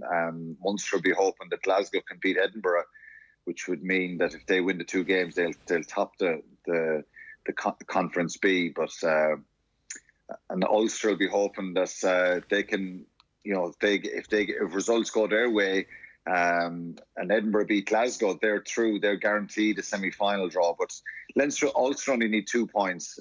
Leinster probably don't need any points, but that won't make a difference to them. But Munster, for Munster, they need to win the 2 games and hope Edinburgh lose one of the games to avoid Leinster in a semi-final, which they won't publicly say, but I think they probably prefer to avoid Leinster in a semi-final. We've seen big-time professional sport come back successfully in terms of the Champions League and Europa League, and those games have happened. And so there's definitely a template for the roadmap that World Rugby has laid out from now all the way through to next summer for it to happen, notwithstanding the fact that there were rumblings in South Africa that maybe the Lions Tour won't go ahead if there's no fans and no supporters. We'll see what happens. I think World Rugby would probably do everything they possibly can for that sense of normality to come back and for that to happen next year. So let's assume that, fingers crossed, touch wood, all the rest, that rugby happens the way it's supposed to happen between now and next summer. It is the busiest period of top quality rugby that is ever going to have happened in world history, really. Yeah, it is. And you look at Leinster's run of matches and Ulster, but you'd imagine Leinster will go all the way to a Champions Cup final, and the next 5 or 6 weeks for them is going to be just incredibly intense, because they're going to have to rotate their squad. They have probably the best squad in Europe. They're the envy of a lot of teams across Europe. They play Munster this week, Ulster next week. Then they've got a semi-final of a Pro 14. You'd imagine a final of a Pro 14. Then they've got the Champions Cup quarter-final against Saracens, a semi-final and probably a final. So they've probably 5-6 weeks of rotation and incredible intensity. Will Ulster go and beat Toulouse in a quarter-final in the Champions Cup in September? That's going to be a tall order for them. But then they go straight into, the Pro 14 gets back up and running, the new season in October, and then you've got the international run. So it's going to be an incredibly busy year, and so many matches coming week after week. And I suppose squad depth is going to be the key to that, and avoiding injuries, which is very, very difficult. You're always going to get different bangs and knocks, but we saw this week with the unfortunate news around Joey Carbery that Munster are going to be without him for an indefinite period, which is a massive blow, because you think with the South African signings, Matt Gallagher coming in as well, a little bit more depth, Ty Byrne coming back from injury.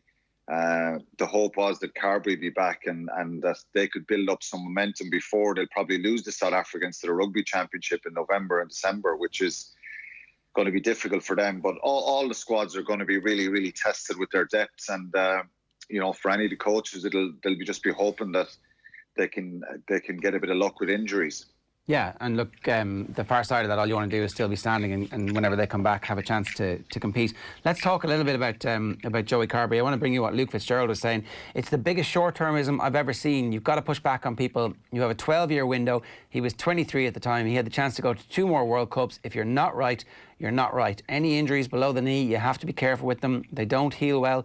Unfortunately, this is one area of rugby I know too well. Below the knee is a disaster. If your body is not right, your body is not right. He's making the case that Joey Carbery shouldn't have gone to the World Cup, that the IRFU or somebody needed to step in and say, we value you as a long-term asset, and I'm sorry, you're going to have to sit this one out, because ultimately, we need to think long-term with it. What was your take on that? Well, professional sport is win now, win at all costs, and that's just the reality of it. And I think, I respect Luke a lot, and he's he's been through the mill with his own injuries, having to retire as well. What I would say to Luke is, what would he have done in the situation? Sometimes it's kind of trust between coaches and players, and Joe Schmidt would have done everything in his power to try and get Joey Carbery to the World Cup in Japan. I'd be pretty sure that the medical advice he didn't go against that and say, well, the medics were saying don't take him, and Joe was saying take him. We're taking him anyway. There's always a calculated risk, and hindsight's a great thing. I think it's a lot of people have an opinion on this week that he shouldn't have went to the World Cup, and he probably shouldn't have, given what's happening afterwards. But the medical advice at the time would have been that he was going to recover, and there's always a danger. You know, I came back from injuries myself, my shoulder injury, my knee injury, and they were risks. I came back and got involved in 2006 in the European Cup kind of run-in to the final, about 2.5-3 weeks before that final. And, you know, if I had come on, I only came on for 4 minutes in that Heineken Cup final in 2006, but if I had ruptured my knee again or twisted it some way and tore the ligament again, well, my career could have been over. That's just the reality of the risk you got to take. And like I said, there's no medics would have stood over a situation where they would have advised the Irish management that he's not fit to go.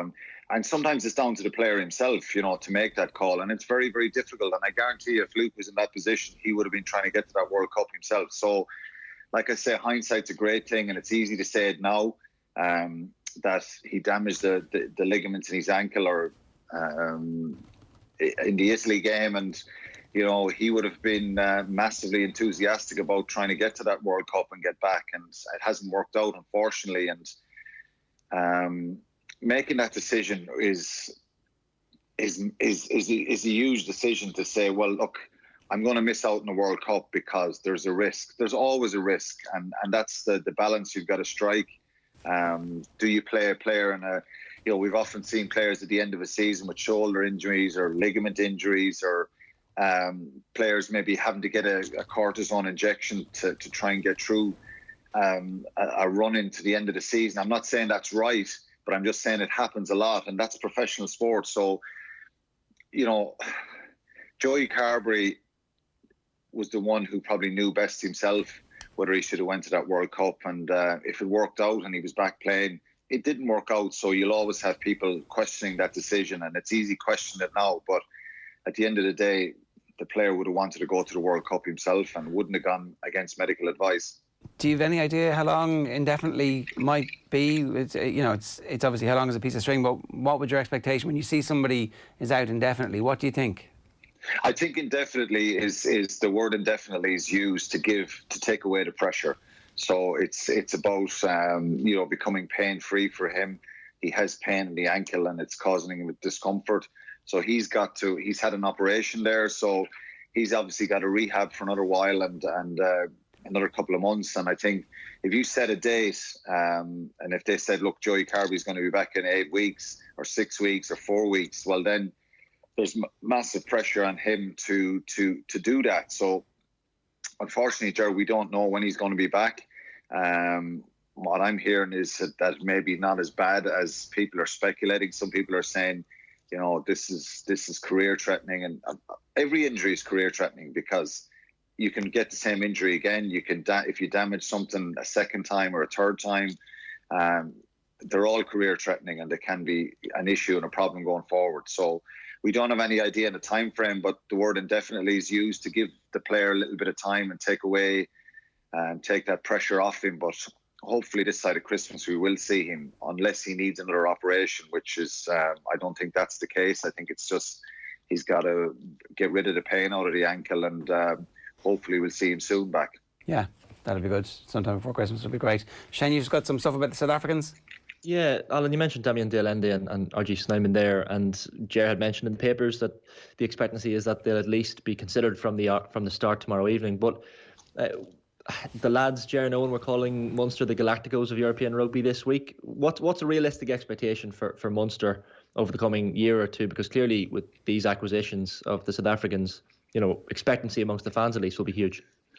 Yeah, well, you know, getting to number semi-finals in the last couple of years, not making the knockout stages this year probably is is frustrating for people involved in Munster. And I think if you can, and probably doesn't sit easy with everyone, Shane, that particularly throughout Ireland, that Munster have a lot of outside players, overseas players from other provinces. I think there is a bit more optimism and enthusiasm about some of the young players that are coming through. Craig Casey, Ben Healy, Jake Flannery, Jack Crowley, Thomas Ahern, Jack O'Sullivan, Gavin Coombs, Liam Coombs. These guys, there's a lot of good young players coming through, and they've been involved in the Irish under-20s in the last couple of years, and I've probably left out a few. So I think the whole thinking behind signing them is close the gap, get into knockout stages in Europe and be in a position to win. And I think if you have Carbery back, Ty Byrne back, and you have someone like Dillian and Sneeman to come into the team, it definitely makes them a different proposition. If they had everyone fit and available, you think that they could be knocking on the door of maybe taking that step past the semi-final of Europe and maybe being in contention to win it. So there is pressure and expectation. I think to have these players available for the running of the Pro 14 is a massive boost to them. The biggest setback is Carbery, because I think your fly half is someone who, when you have that top quality, you look at Leinster, their success, Saracen's success with Owen Farrell, Johnny Sexton, when you have world-class 10 or an international quality 10, it makes a huge, huge difference. So there is some young, exciting players coming through, but it's about the here and now. When you spend big money on World Cup winners and world-class players, it's about the here and now. So Munster have to try and get into that semi-final and get into the final. I don't think they'll be knocked and it'll be a disaster if they don't win the Pro 14, because I think it's Leinster's to lose really at this stage. But I think they should be really targeting getting into the final and giving it a real crack, and then gradually building throughout the season and hoping that, like I said to Jared there a while ago, all these teams have got to manage the season in different blocks with internationals away and stuff like that. And they're not going to get to play all the time because they're still going to be involved with South Africa. But there is more strength and depth there. But they've got to integrate some of those young, exciting players in the Pro 14 and hopefully get to a level where they are knocking on the door. So the expectation and pressure is there. But I would say that if you're looking at RG Sneeman and Damien D'Alinda to win your matches, that's a mistake. I think the other players have got to, step up, play well. They've got to get consistency in their game. And then in those tight games, someone like Sneeman, who's a wrecking ball, can, win a line out close to the line, add that extra power and strength to get over, score a try, get a turnover.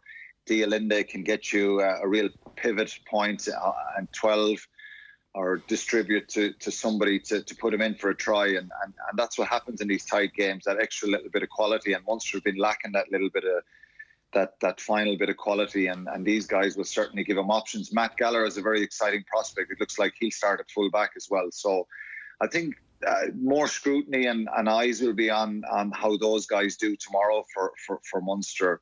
But it's still going to be very, very difficult. Leinster have built up a winning mentality. Obviously, you've got to try and get a bit of momentum going again, but they have a top-class side and probably the envy of Europe with the quality and depth. Leo Cullen hasn't signed anybody this year because his biggest problem is trying to hold on to the players he has, but they've so much quality, Leinster, and I think that's what Munster are trying to do, close that gap and win a trophy. Some people don't agree with it, as I said, with all the non-Munster players that are probably going to be involved throughout the season, but I think there is some comfort in some very, very exciting young Munster players that are coming through, and Johan van Graan has got to integrate them. So someone like Thomas Ahern, so if you're paying RG Sneeman and John Klein as your starting locks in Europe in the massive games, well, there's certainly an important part of Thomas Ahern's development. He was fantastic for the under-20s. He is not just a potential international. I think Thomas Ahern is a potential lion. He's that good and can be that good. So they've got to make sure that they manage his time and his moments really well, and that he gets integrated into the team. And ideally, I'd love to see more Munster guys in the team. But The reality is that they've got to win. If you don't buy somebody who is world class, he doesn't have world class in training every day, and he doesn't see what the standards is. He gets into the team a bit early and thinks, well, I've got it made now. Whereas actually having somebody world class for him to aspire to makes it more likely that he will be a success. Yeah, and it's sometimes, Jerry, it's the overseas players. It's not just about the quality that they can bring from a playing point of view. It's the development and help of other players. Will Damien Dialinde make Rory Scannell a better player? Rory Scannell is an international with a couple of caps and a really, really good Munster player. Will he step his game up and kind of push towards, getting into the international side or going to the next level? Or will he accept that, well, Dialinde will start the big games and I'll sit in the bench? Or will he be an option at fly half for Rory Scannell? He's a brilliant footballer. Yeah. And I had that situation with Jim Williams when he signed. Do I sit back and sulk and say, well, Jim is going to start at 6 with Axel and Wally and I'm going to be on the bench for the year? Or do I fight hard for it? So it can have a really... Yeah, it can. Exactly. Of course it can. And sometimes these things work out where there's going to be an injury or two. So Thomas Ahern, Billy Holland, these guys have got to...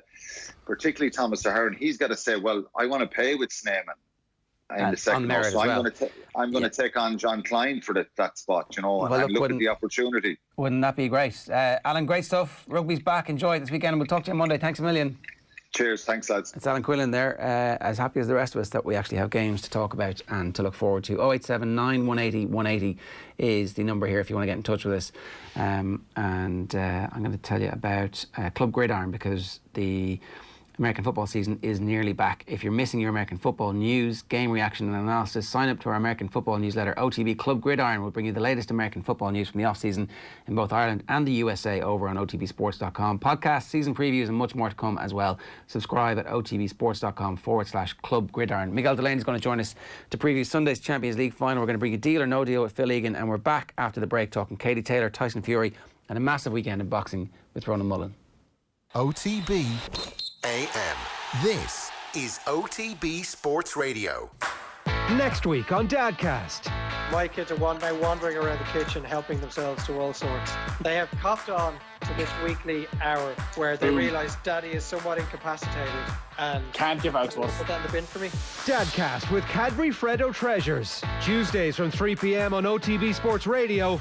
Tune in on the OTB Sports app. OTB Sports, in partnership with Cadbury FC, are kicking off a brand new series of in-depth chats with some of the biggest names in Premier League and Irish football history. To get the ball rolling, Republic of Ireland goalkeeping legends Packy Bonner and Shay Given will sit down with host Joe Malloy for an intimate chat which will be coming your way on August 27th across OTB Sports social channels and on OTB Sports Radio. If you want us to put your question to Bonner and Given, keep an eye on OTB's channels to find out how to get involved. Search OTB Sports in the App Store for more. OTB AM. With Gillette, we don't just play the game, we change it. Gillette, made of what matters.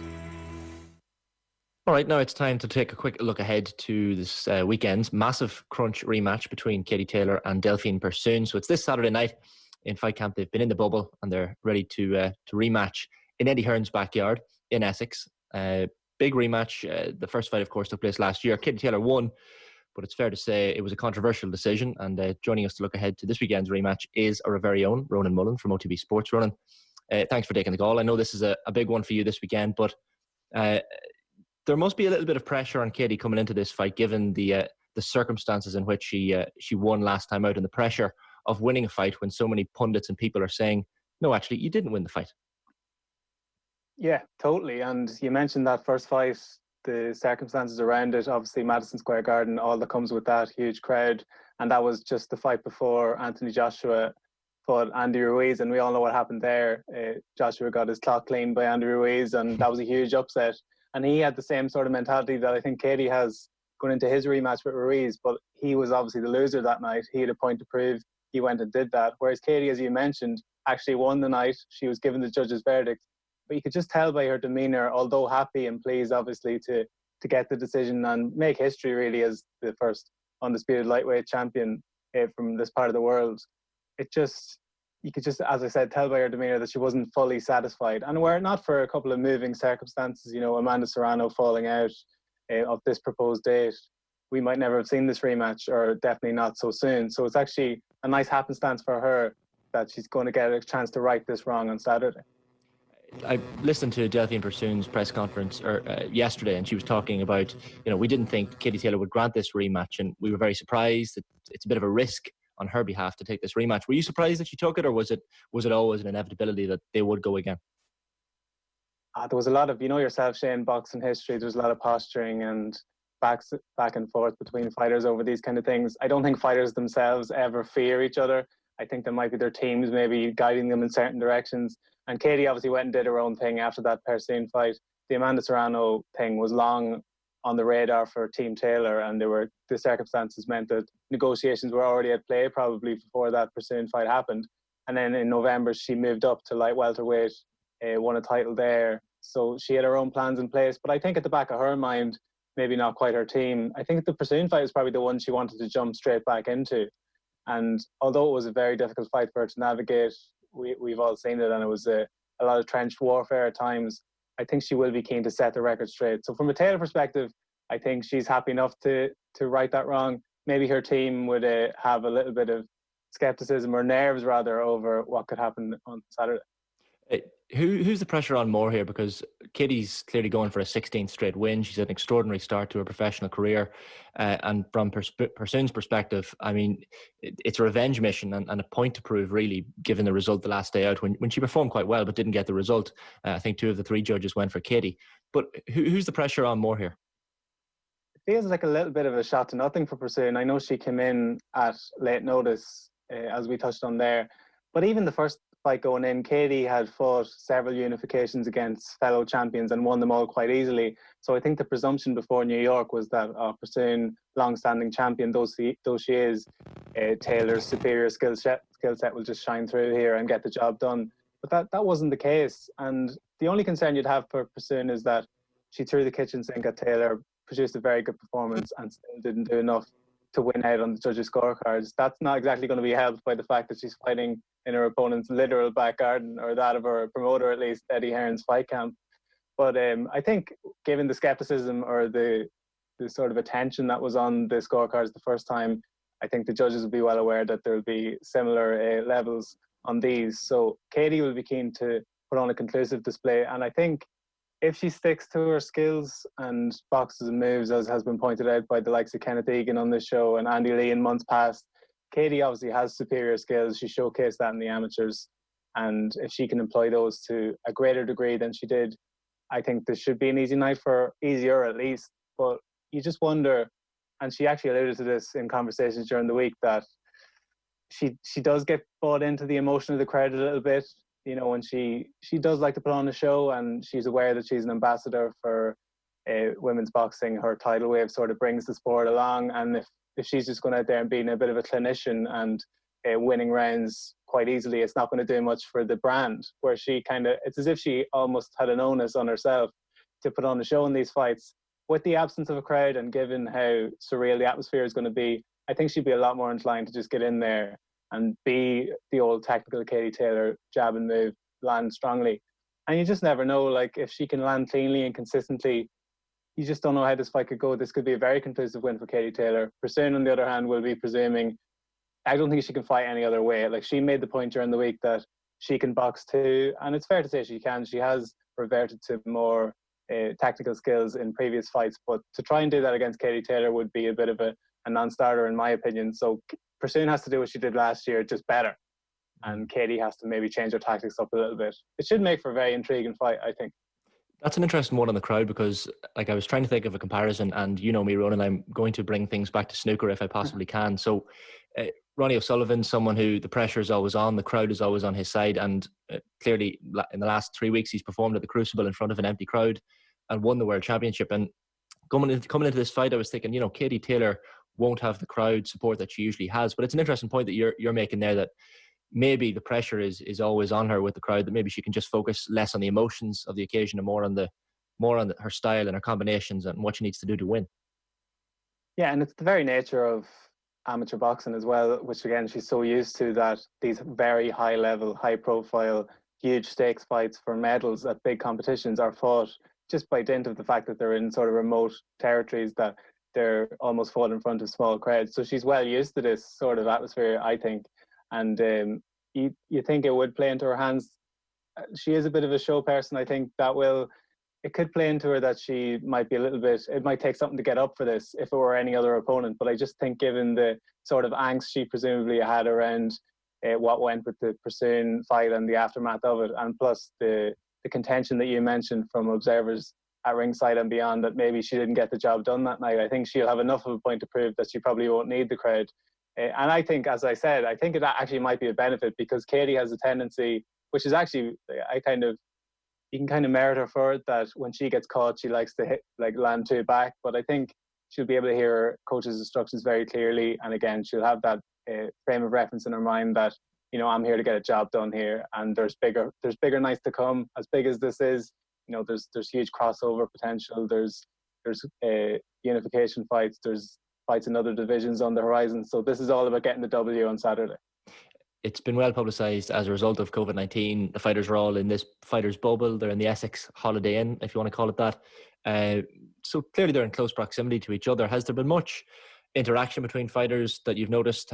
Is it all a PR marketing stunt that they're close together and there's all these videos and pre-fight smack talk, I guess? But are these two fighters that don't like each other? Has there been much interaction in the build-up? There hasn't been a whole lot. There was a very funny clip you might have seen on the Matchroom social accounts where Taylor's sort of walking into the bubble, Pursoon's just sitting there and staring her out, and Katie just walks right past her. So that kind of speaks to the icy relationship. I don't think there's necessarily disrespect, although Pursoon might have said some unsavoury things about Katie's style, and vice versa. Katie's fired her own shots back about Pursoon's lack of tactical acumen. But I think on a personal level, it's just kind of an icy professional sort of rivalry. But once it's all said and done, I think they'll be happy enough to shake hands. But it's funny, in previous fight camps through the last few weeks, you've seen opponents and fighters mingling freely, and it's almost as if the stakes weren't quite as high. They'll probably disagree with that, but the fact that they were it was a little bit more camaraderie, I would have said. But you can see from the Taylor-Pursoon fight, they want to be kept apart.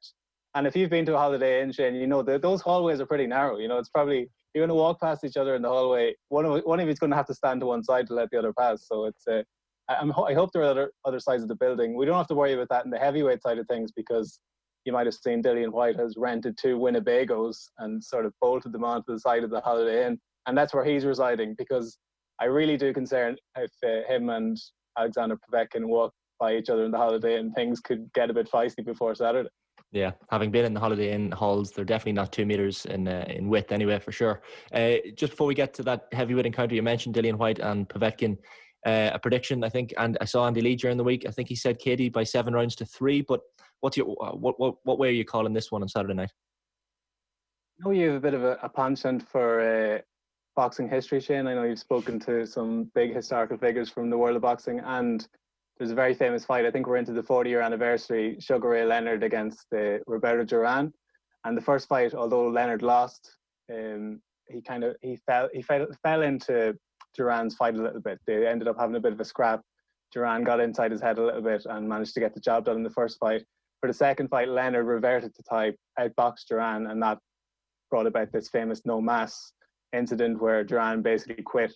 And I honestly think if Taylor's landing consistently and relentlessly through this fight, she's got stoppages in these kind of fights before, where she kind of uses her opponent's front foot aggression against them. And I think if Pursoon's just consistently walking onto big shots from Taylor, I could feasibly see a late stoppage for Taylor. I think the smart money is probably on what Andy said, a sort of a wide unanimous decision for Taylor. But I wouldn't be surprised if she actually pulled out a late stoppage in this one. It's an interesting one because she's not normally known as a knockout artist, but you've called it. You've heard it here first. Ronan Mullen going with Katie and stoppage. We'll get to the heavyweight bout then briefly. So Dillian White against Alexander Povetkin. A lot of people have followed Dillian White's career, quite an interesting career path, and he had that disappointing defeat to Anthony Joshua 5 years ago, and since then he's come on leaps and bounds. I think he said in the press conference today he's in the shape of his life, and when he's in the shape of his life, he just doesn't care. Is he in the shape of his life, and is this fight against Alexander Povetkin on Saturday night his to lose? I think it is, just on the basis that Povetkin's probably seen his best days, but he's a very live opponent, and probably on paper, given where he and Joshua were at their relative points in 2015. Povetkin might be the toughest opponent of White's career. It's open for debate. But just on the shape point, I saw Eddie Hearn was almost struck by White's physique, because they haven't obviously seen each other since pre-lockdown, and White has spent the last 5 months in Portugal in training camp, and he actually looks in incredible condition. Like, I know a lot's made of maybe heavyweight boxers can be too muscle bound at times, and I actually quite like the way how loose White was with his old frame. But I think what he's done is just basically trimmed up a little bit, and that can only add to his repertoire of skills, because he's quite a high twitch fighter, got a great left hook, and I think that's the shot he's going to be looking for this weekend. Povetkin, on the other hand, has dynamite right hand, so I think whatever about fearing a stoppage in Taylor against Pursuing, I think he can put your money on fairly confidently on a stoppage in the heavyweight fight. Yeah, you mentioned those fierce hits of Povetkin's. I mean, a lot of people are boiling this down to his last chance. Does that make him a dangerous fighter, or does that make him a little bit more vulnerable given what's at stake?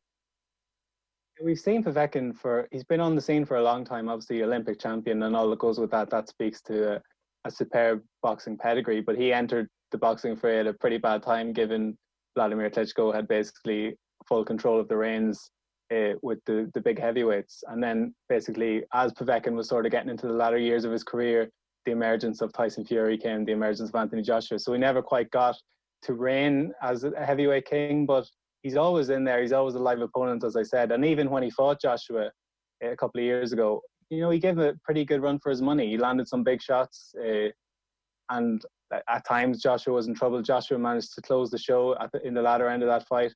I think White will have to navigate some pretty choppy waters in this one too. Povetkin's going to be dangerous in the early going, especially. And, he's got, on his record, would suggest that he's got good endurance as well. 40 years old though he may be, I think Povetkin is savvy enough to navigate his way and maybe take White into deep waters. But White's so accomplished, Shane. He was on that on our show a couple of days after he boxed Joseph Parker. I think that was 2 years ago. And Joseph Parker was just one name on this really impressive resume that White has put together since he boxed Joshua in 2015. And he's been WBC #1 contender for over 1,000 days, which just speaks to maybe the ridiculous boxing politics that can sometimes get in the way. But should he beat Povetkin in a fight that he doesn't actually have to take, he could just sit here and wait for Fury and Wilder to do their thing, and he's guaranteed to fight the winner, come what may. But he's taken a very dangerous fight basically to keep busy. And you'd have to say, with this fight, the profile that it is, plus Taylor Pursuing and all that goes with that from an Irish perspective, and has captured the imagination, broadly speaking, too, this is definitely the biggest boxing card since March when all the COVID restrictions kicked in. So it's great to see big-time boxing back, and I'm expecting 2 very good fights there in the weird matchroom bubble in Essex. Yeah, I think that says it all about the current state of play in the heavyweight division, when you've a WC's #1 contender waiting 1,000 days without a world title fight. You expect that to happen next, I guess. I think he is expected to fight the winner of Fury and Wilder's trilogy fight, and isn't that confirmed? There's been a lot of posturing around it. Eddie Hearn's in this uncomfortable position where he represents both White and Joshua. So Joshua's obviously looking to belt to become undisputed champion in the heavyweight division, but Dillian White's daily banging on Eddie Hearn's door saying, what about my shot? What about my shot? So I think the agreement is that White will fight the winner of Fury and Wilder, but what the contention there is, we're not sure when Fury and Wilder are going to fight. Obviously the huge gate has been taken off the table with those COVID restrictions, so the big money that they brought into Los Angeles and Las Vegas in their first 2 fights mightn't be available for the third. We're not even sure what Deontay Wilder's going to do. Like, you'll remember the fallout from that Fury fight.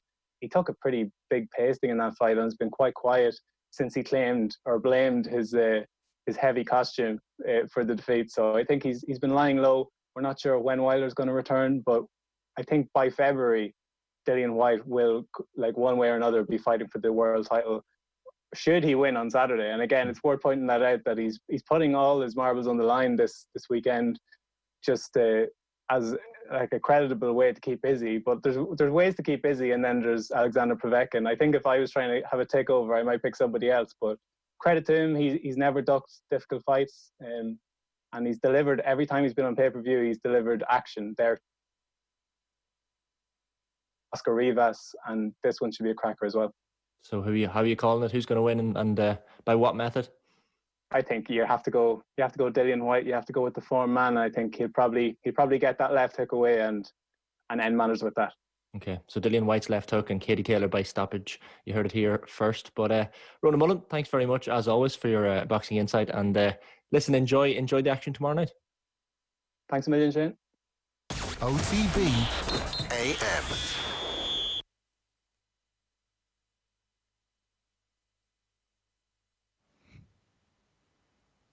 We'll get there eventually, Ger. This happened yesterday, I think, with Owen. It did, yeah. It's not the first time this week. I'm new here.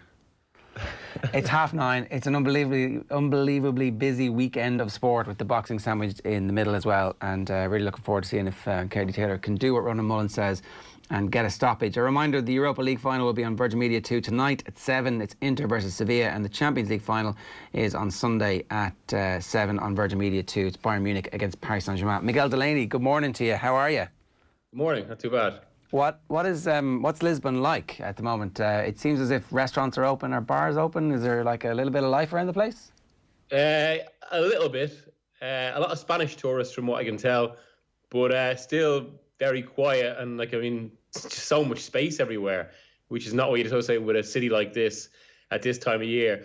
And it is a little bit poignant in the sense that, down in the main square, just down from Libertad, they have that giant inflatable Champions League that they always put up, or the trophy itself, a giant inflatable trophy that they always put up anytime they're staging a final somewhere. And obviously, usually there'll be, thousands of people around it. Yeah, you walk down there now, and it's usually a scattered kind of 20 people or whatever, which kind of just, I suppose, emphasises the oddity of this occasion. I half expected some Munich fans to get in their cars and to drive this week and to be in Lisbon just for the weather's good. It's a nice place to spend some time. Has that happened at all? Has there been any sign of that? Yeah, there's a few in my hotel actually, because I saw a few Bayern Munich jerseys, a few scattered around, but it's not exactly. I remember being. I think this is this is actually the third final I've done, or fourth, involving Bayern Munich. I remember especially in 2010 in Madrid, the place was absolutely packed with Munich fans. But at best, you're kind of saying I've seen about 15, 20 around here. But yeah, so there's a little bit, but it's almost kind of maybe for showing their face for representation and not much else. Miguel, we'll talk about the football itself in a couple of minutes' time. I have seen a debate from various people asking what the difference between what's going on with Paris Saint-Germain is from, say, Juventus when the Agnelli family bought it, or Philips and PSV Eindhoven, or Bayer and Bayer Leverkusen. None of these are, they're to varying degrees, they're all an effort to use football for either profit or to make a drug company look cool, or to give the workers something to do and maybe get involved in football. And there's kind of Silvio Berlusconi is another example. What do you say to people who do ask that question about what is the fundamental difference between a state being involved, and in Berlusconi's case it was the opportunity for him to take over football and football on TV and then use that as a springboard to become the Prime Minister of a country? Well, I think it's much more directly cynical, and it's basically almost top-down exploitation of the sport rather than kind of bottom-up exploitation. And that's what it really comes down to. You pointed to a few clubs there, like, say, Juventus with Fiat or Bayer Leverkusen. In pretty much all those cases, though, the club itself grew out of essentially the workers wanting to play and representing a group of people. And then through that, even in Berlusconi's case, I think one of the theory of Berlusconi is, through the adulation he got with football, that almost kind of fired his imagination for politics. And even then, I suppose one of the problems with PSG but why this is also a landmark is this is an evolution of the way football was going. And the game, I've written about this a lot in Independent, but the game's greedy embrace of hypercapitalism led it to grow to a size where certain clubs were attractive to wider interests than just making money or the promotion of certain companies or whatever. But even in the case of, say, Agnelli, it's still ultimately about the club. Same with Berlusconi with Milan. It's ultimately about, there are obviously ulterior objectives, but they run parallel to what the club is. And the fundamental is about the success of the football club. With Paris Saint-Germain, that's not the case. The football club is ultimately the success of the football club is only important insofar as the promotion, or I'm not even sure what word to correctly use when it comes down to it, but it's about the enhancement of Qatar's image and something a lot deeper and a lot more sophisticated. And when you get right down to it then, and where it really goes into issues beyond football, I mean, financial disparity, greed in football, obviously bad things, but that still very much pales next to real world concerns like migrant worker deaths, like human rights abuses.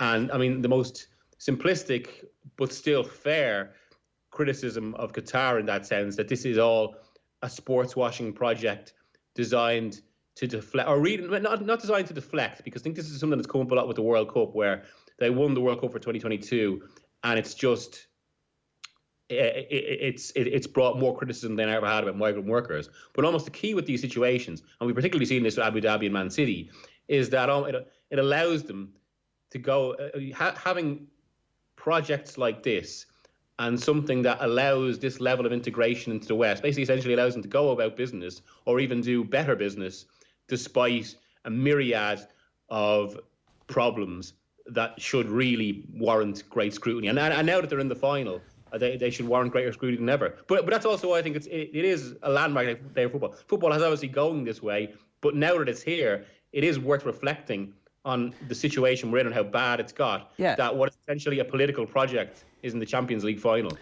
I'm always conflicted about this, because I think that, like, the easy answer to the point I'm about to make is that by not playing with South Africa, it really helped. By ostracising South Africa, it helped to speed the process along. And yet the counter argument is that by these clubs being owned by these countries, suddenly actually people are more interested in them than they would be otherwise.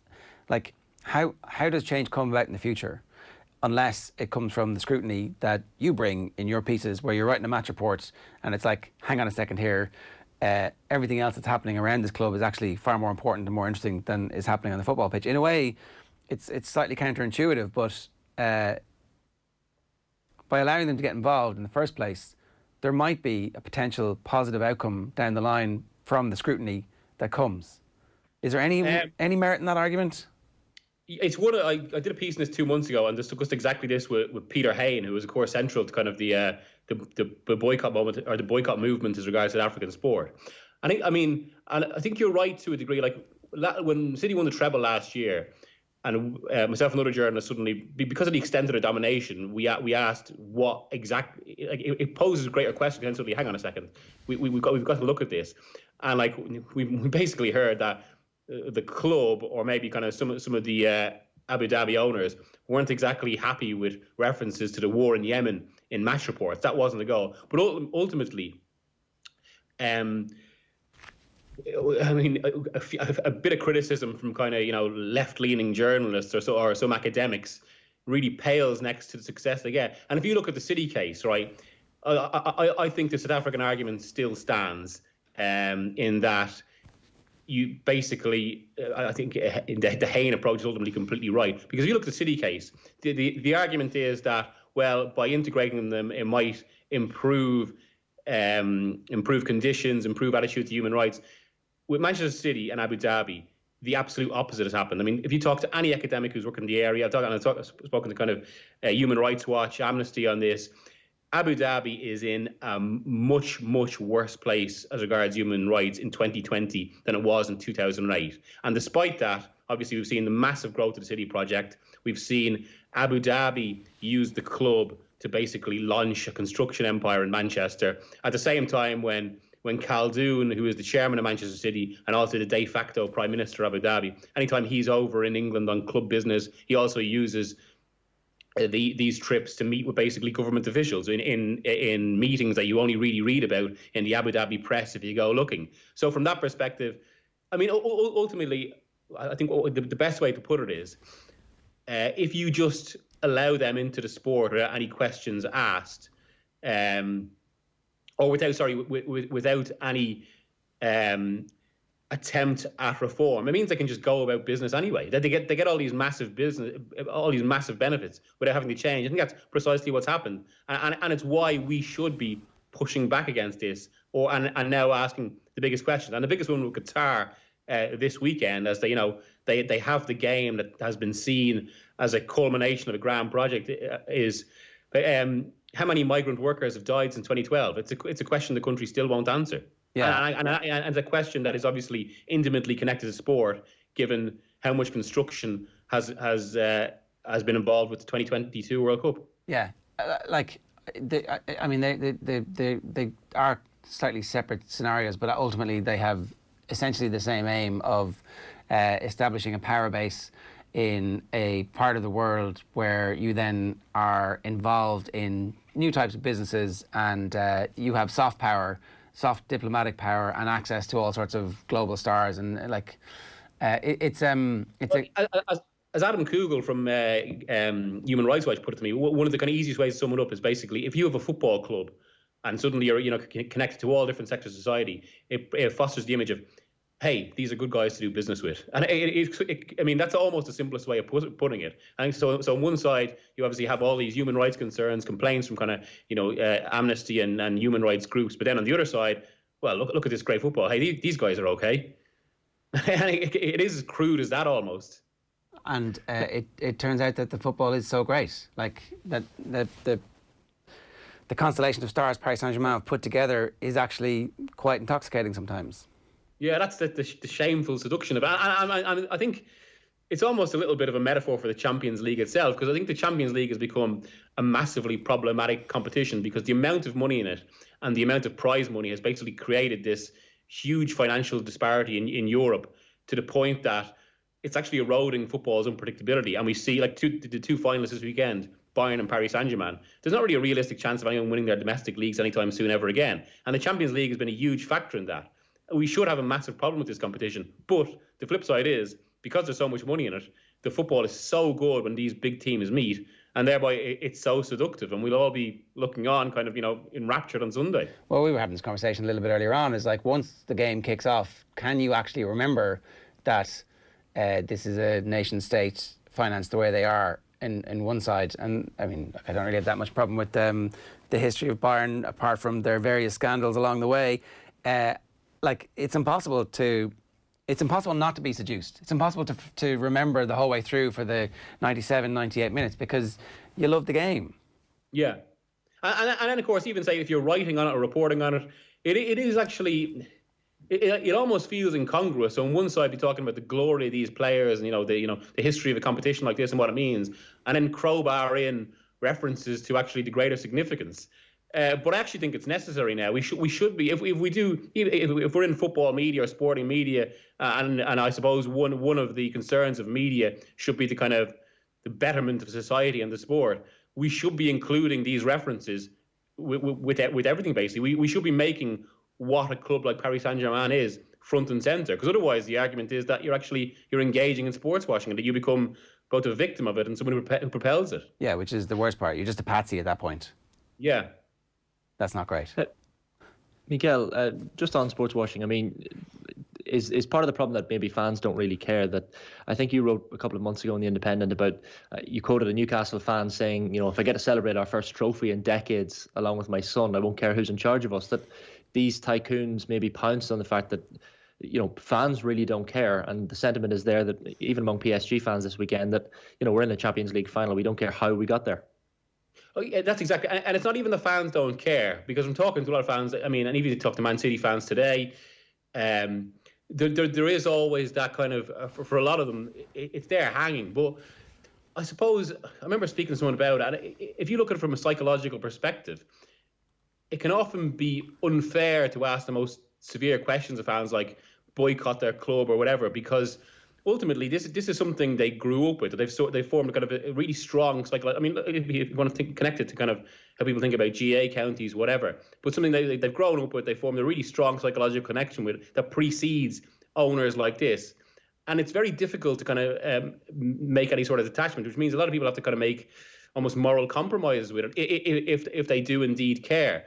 But it's because of that emotional power of sport that these owners are directly trying to tap into. And I remember being told in the midst of the attempted Saudi takeover of Newcastle that it was precisely Newcastle's struggles over the past 30 years or longer in terms of actually being successful, and particularly with Mike Ashley, in that the club kind of almost felt it was moribund really under Mike Ashley, that this was ripe for a takeover because it meant anyone coming in as owner was going to be welcomed, particularly anyone that was promising a lot of money. And Paris Saint-Germain are also an interesting club in that regard, in that, I mean, they're quite a new... It's wrong to say they have no history, but they're a relatively new club. They're only founded in 1972 as an amalgamation of different French clubs.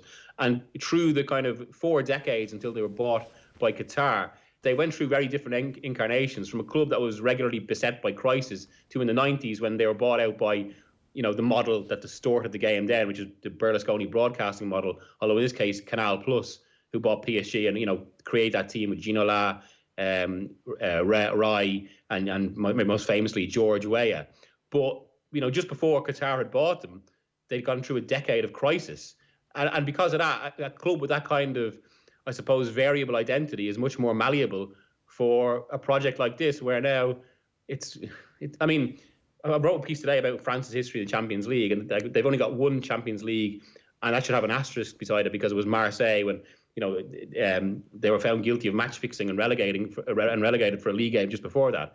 Well, the irony is, if the French league does finally get its Champions League again this weekend, it's really more Qatar's Champions League than France's. I guess. Sorry, go on. No, go on. Go for it.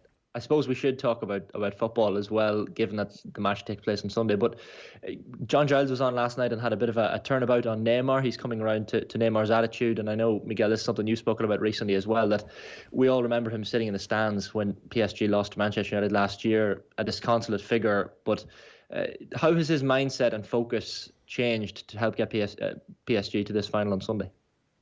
Well, it feels like the kind of pennies dropped for him a little bit. And to be fair, actually, what the club were in terms of the football project, I would say, probably did influence him in this for a lot of his time at Paris Saint-Germain. And we all know he spent a lot of his 3 years at the club so far looking to get out. I remember being told last year, actually, that a lot of blame was put on his father initially, but the father actually wanted to stay at Barcelona. And this is one of the kind of there's a whole dynamic, a psychological dynamic here with Neymar, maybe in his relationship with his dad. But I remember being told by someone who worked with him and represented him that it was actually Neymar's decision to go to PSG, and part of it was because he's surrounded by such a massive entourage, where it almost feels like he's often not in control of his own career. So he put the foot down and said, "No, I think I want to do this deal." Then he got there and realised it was very different to Barca, where he obviously had his 2 big mates in Leo Messi and Luis Suarez. But things from a football perspective, given, I suppose, the joke that PSG have been in the Champions League, particularly 2017 and 2019 when they suffered another humiliation with United.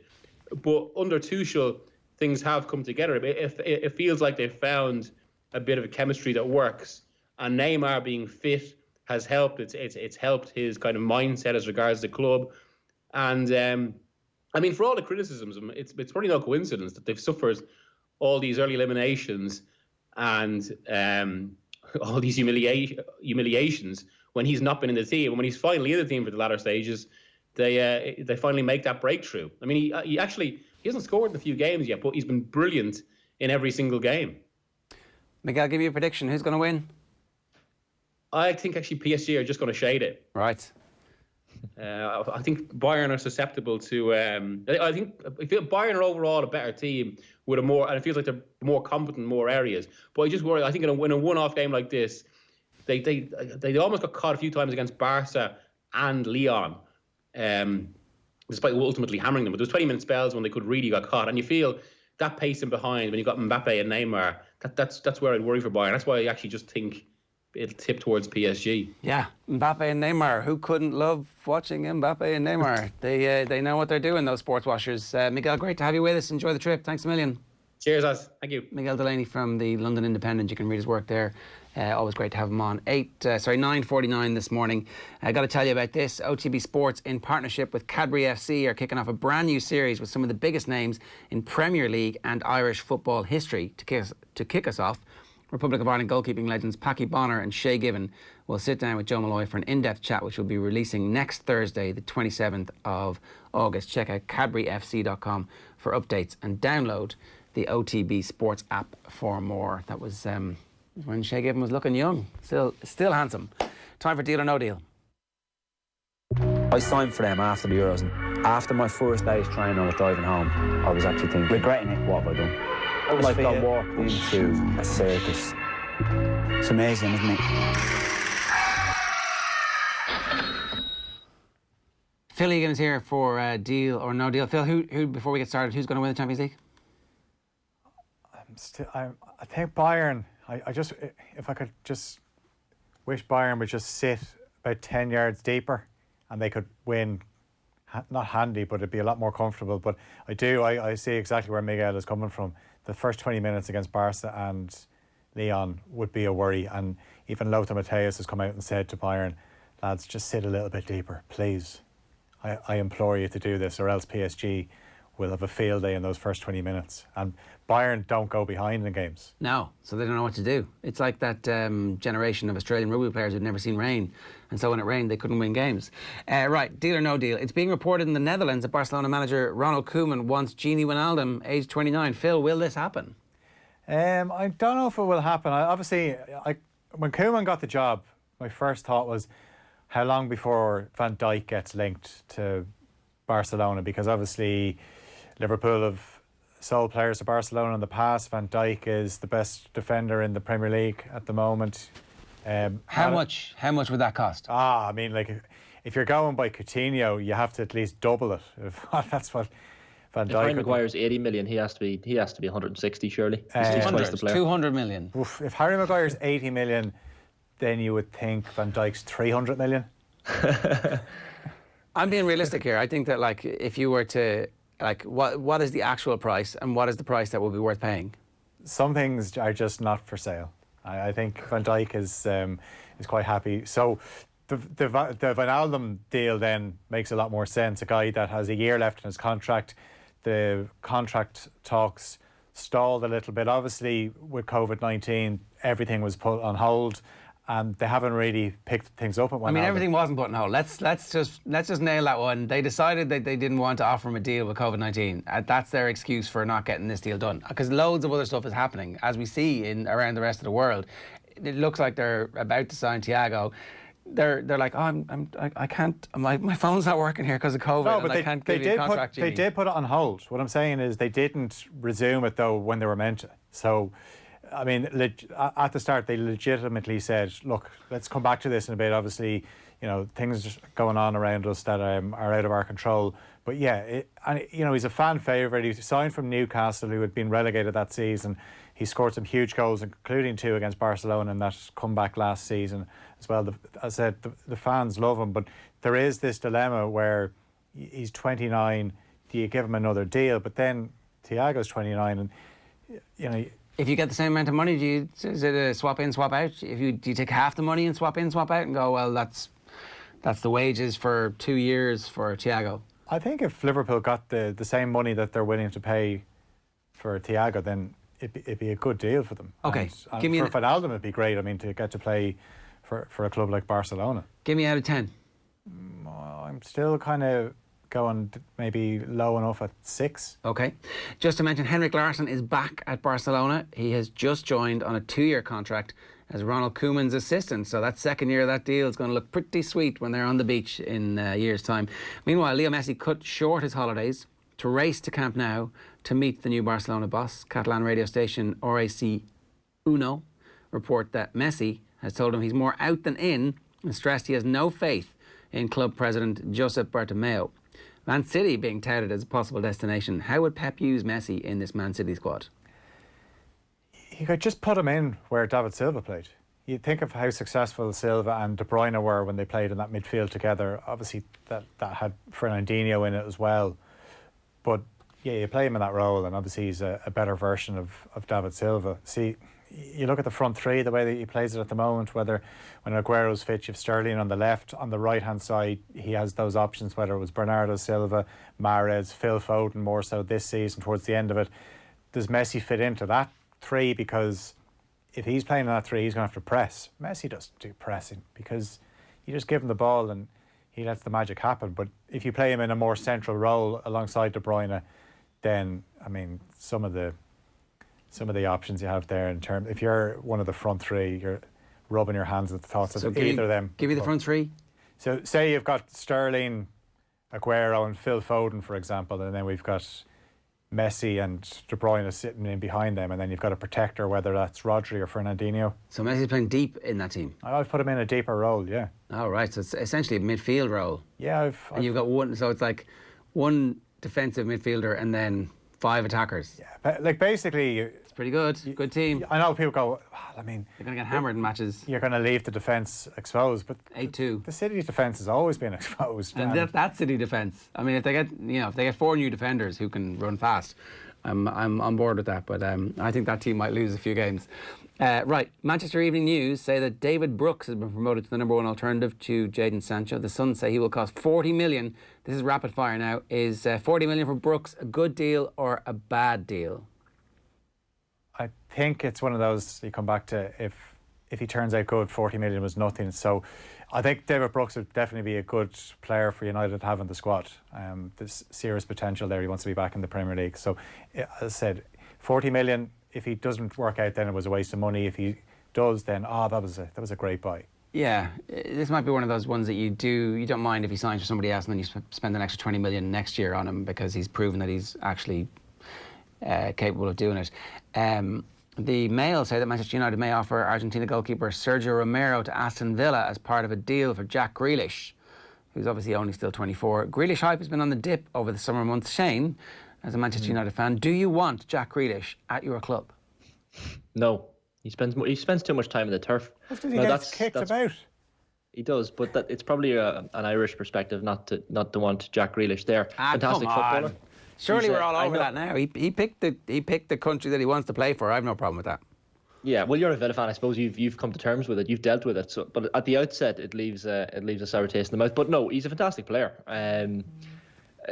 I'd be more sad about Sergio Romero leaving. I love him. I love the man, and he's going to feel a little bit done over by David De Gea playing the Europa League semi-final. But this isn't the Lee Grant job. Lee Grant is happy to sit on that United bench, and not even on the bench, in the squad, and earn his money and play out the rest of his career as a sub-keeper at United. But Romero's a top-quality keeper. He's played in the World Cup final. He should not want not to be playing football. So I'd be more sad about Romero leaving than I would be happy about Grealish. Good save there. Shane was about to say he should not want to play for a club like Villa. That's what he meant. The subtext but that would be a great deal for Villa, by the way, because I know Tom Heaton, when he got injured, things started to go horribly wrong for Villa.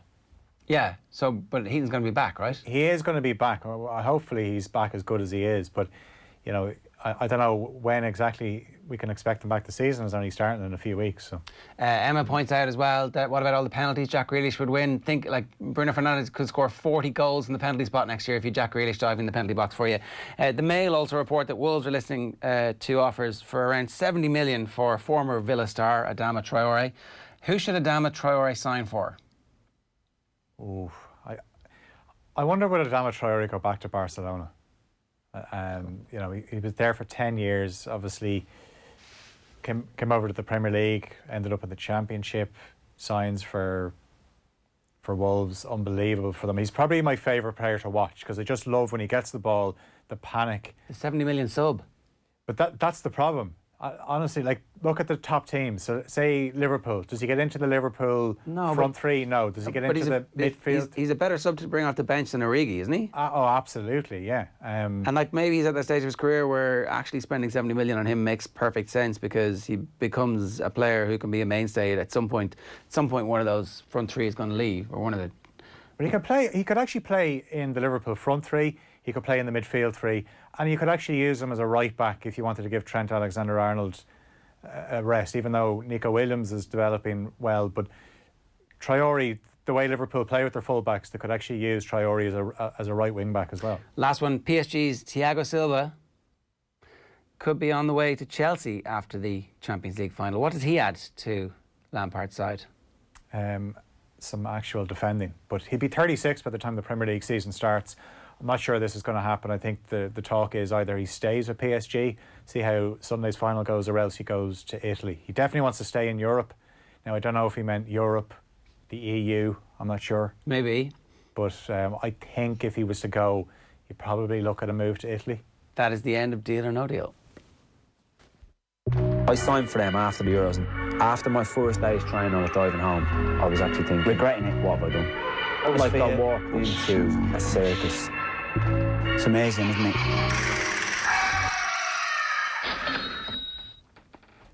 Shane, good stuff. That's it from OTB AM this morning. Coming up on OTB Sports Radio today, the best place to get that is on the OTB Sports app.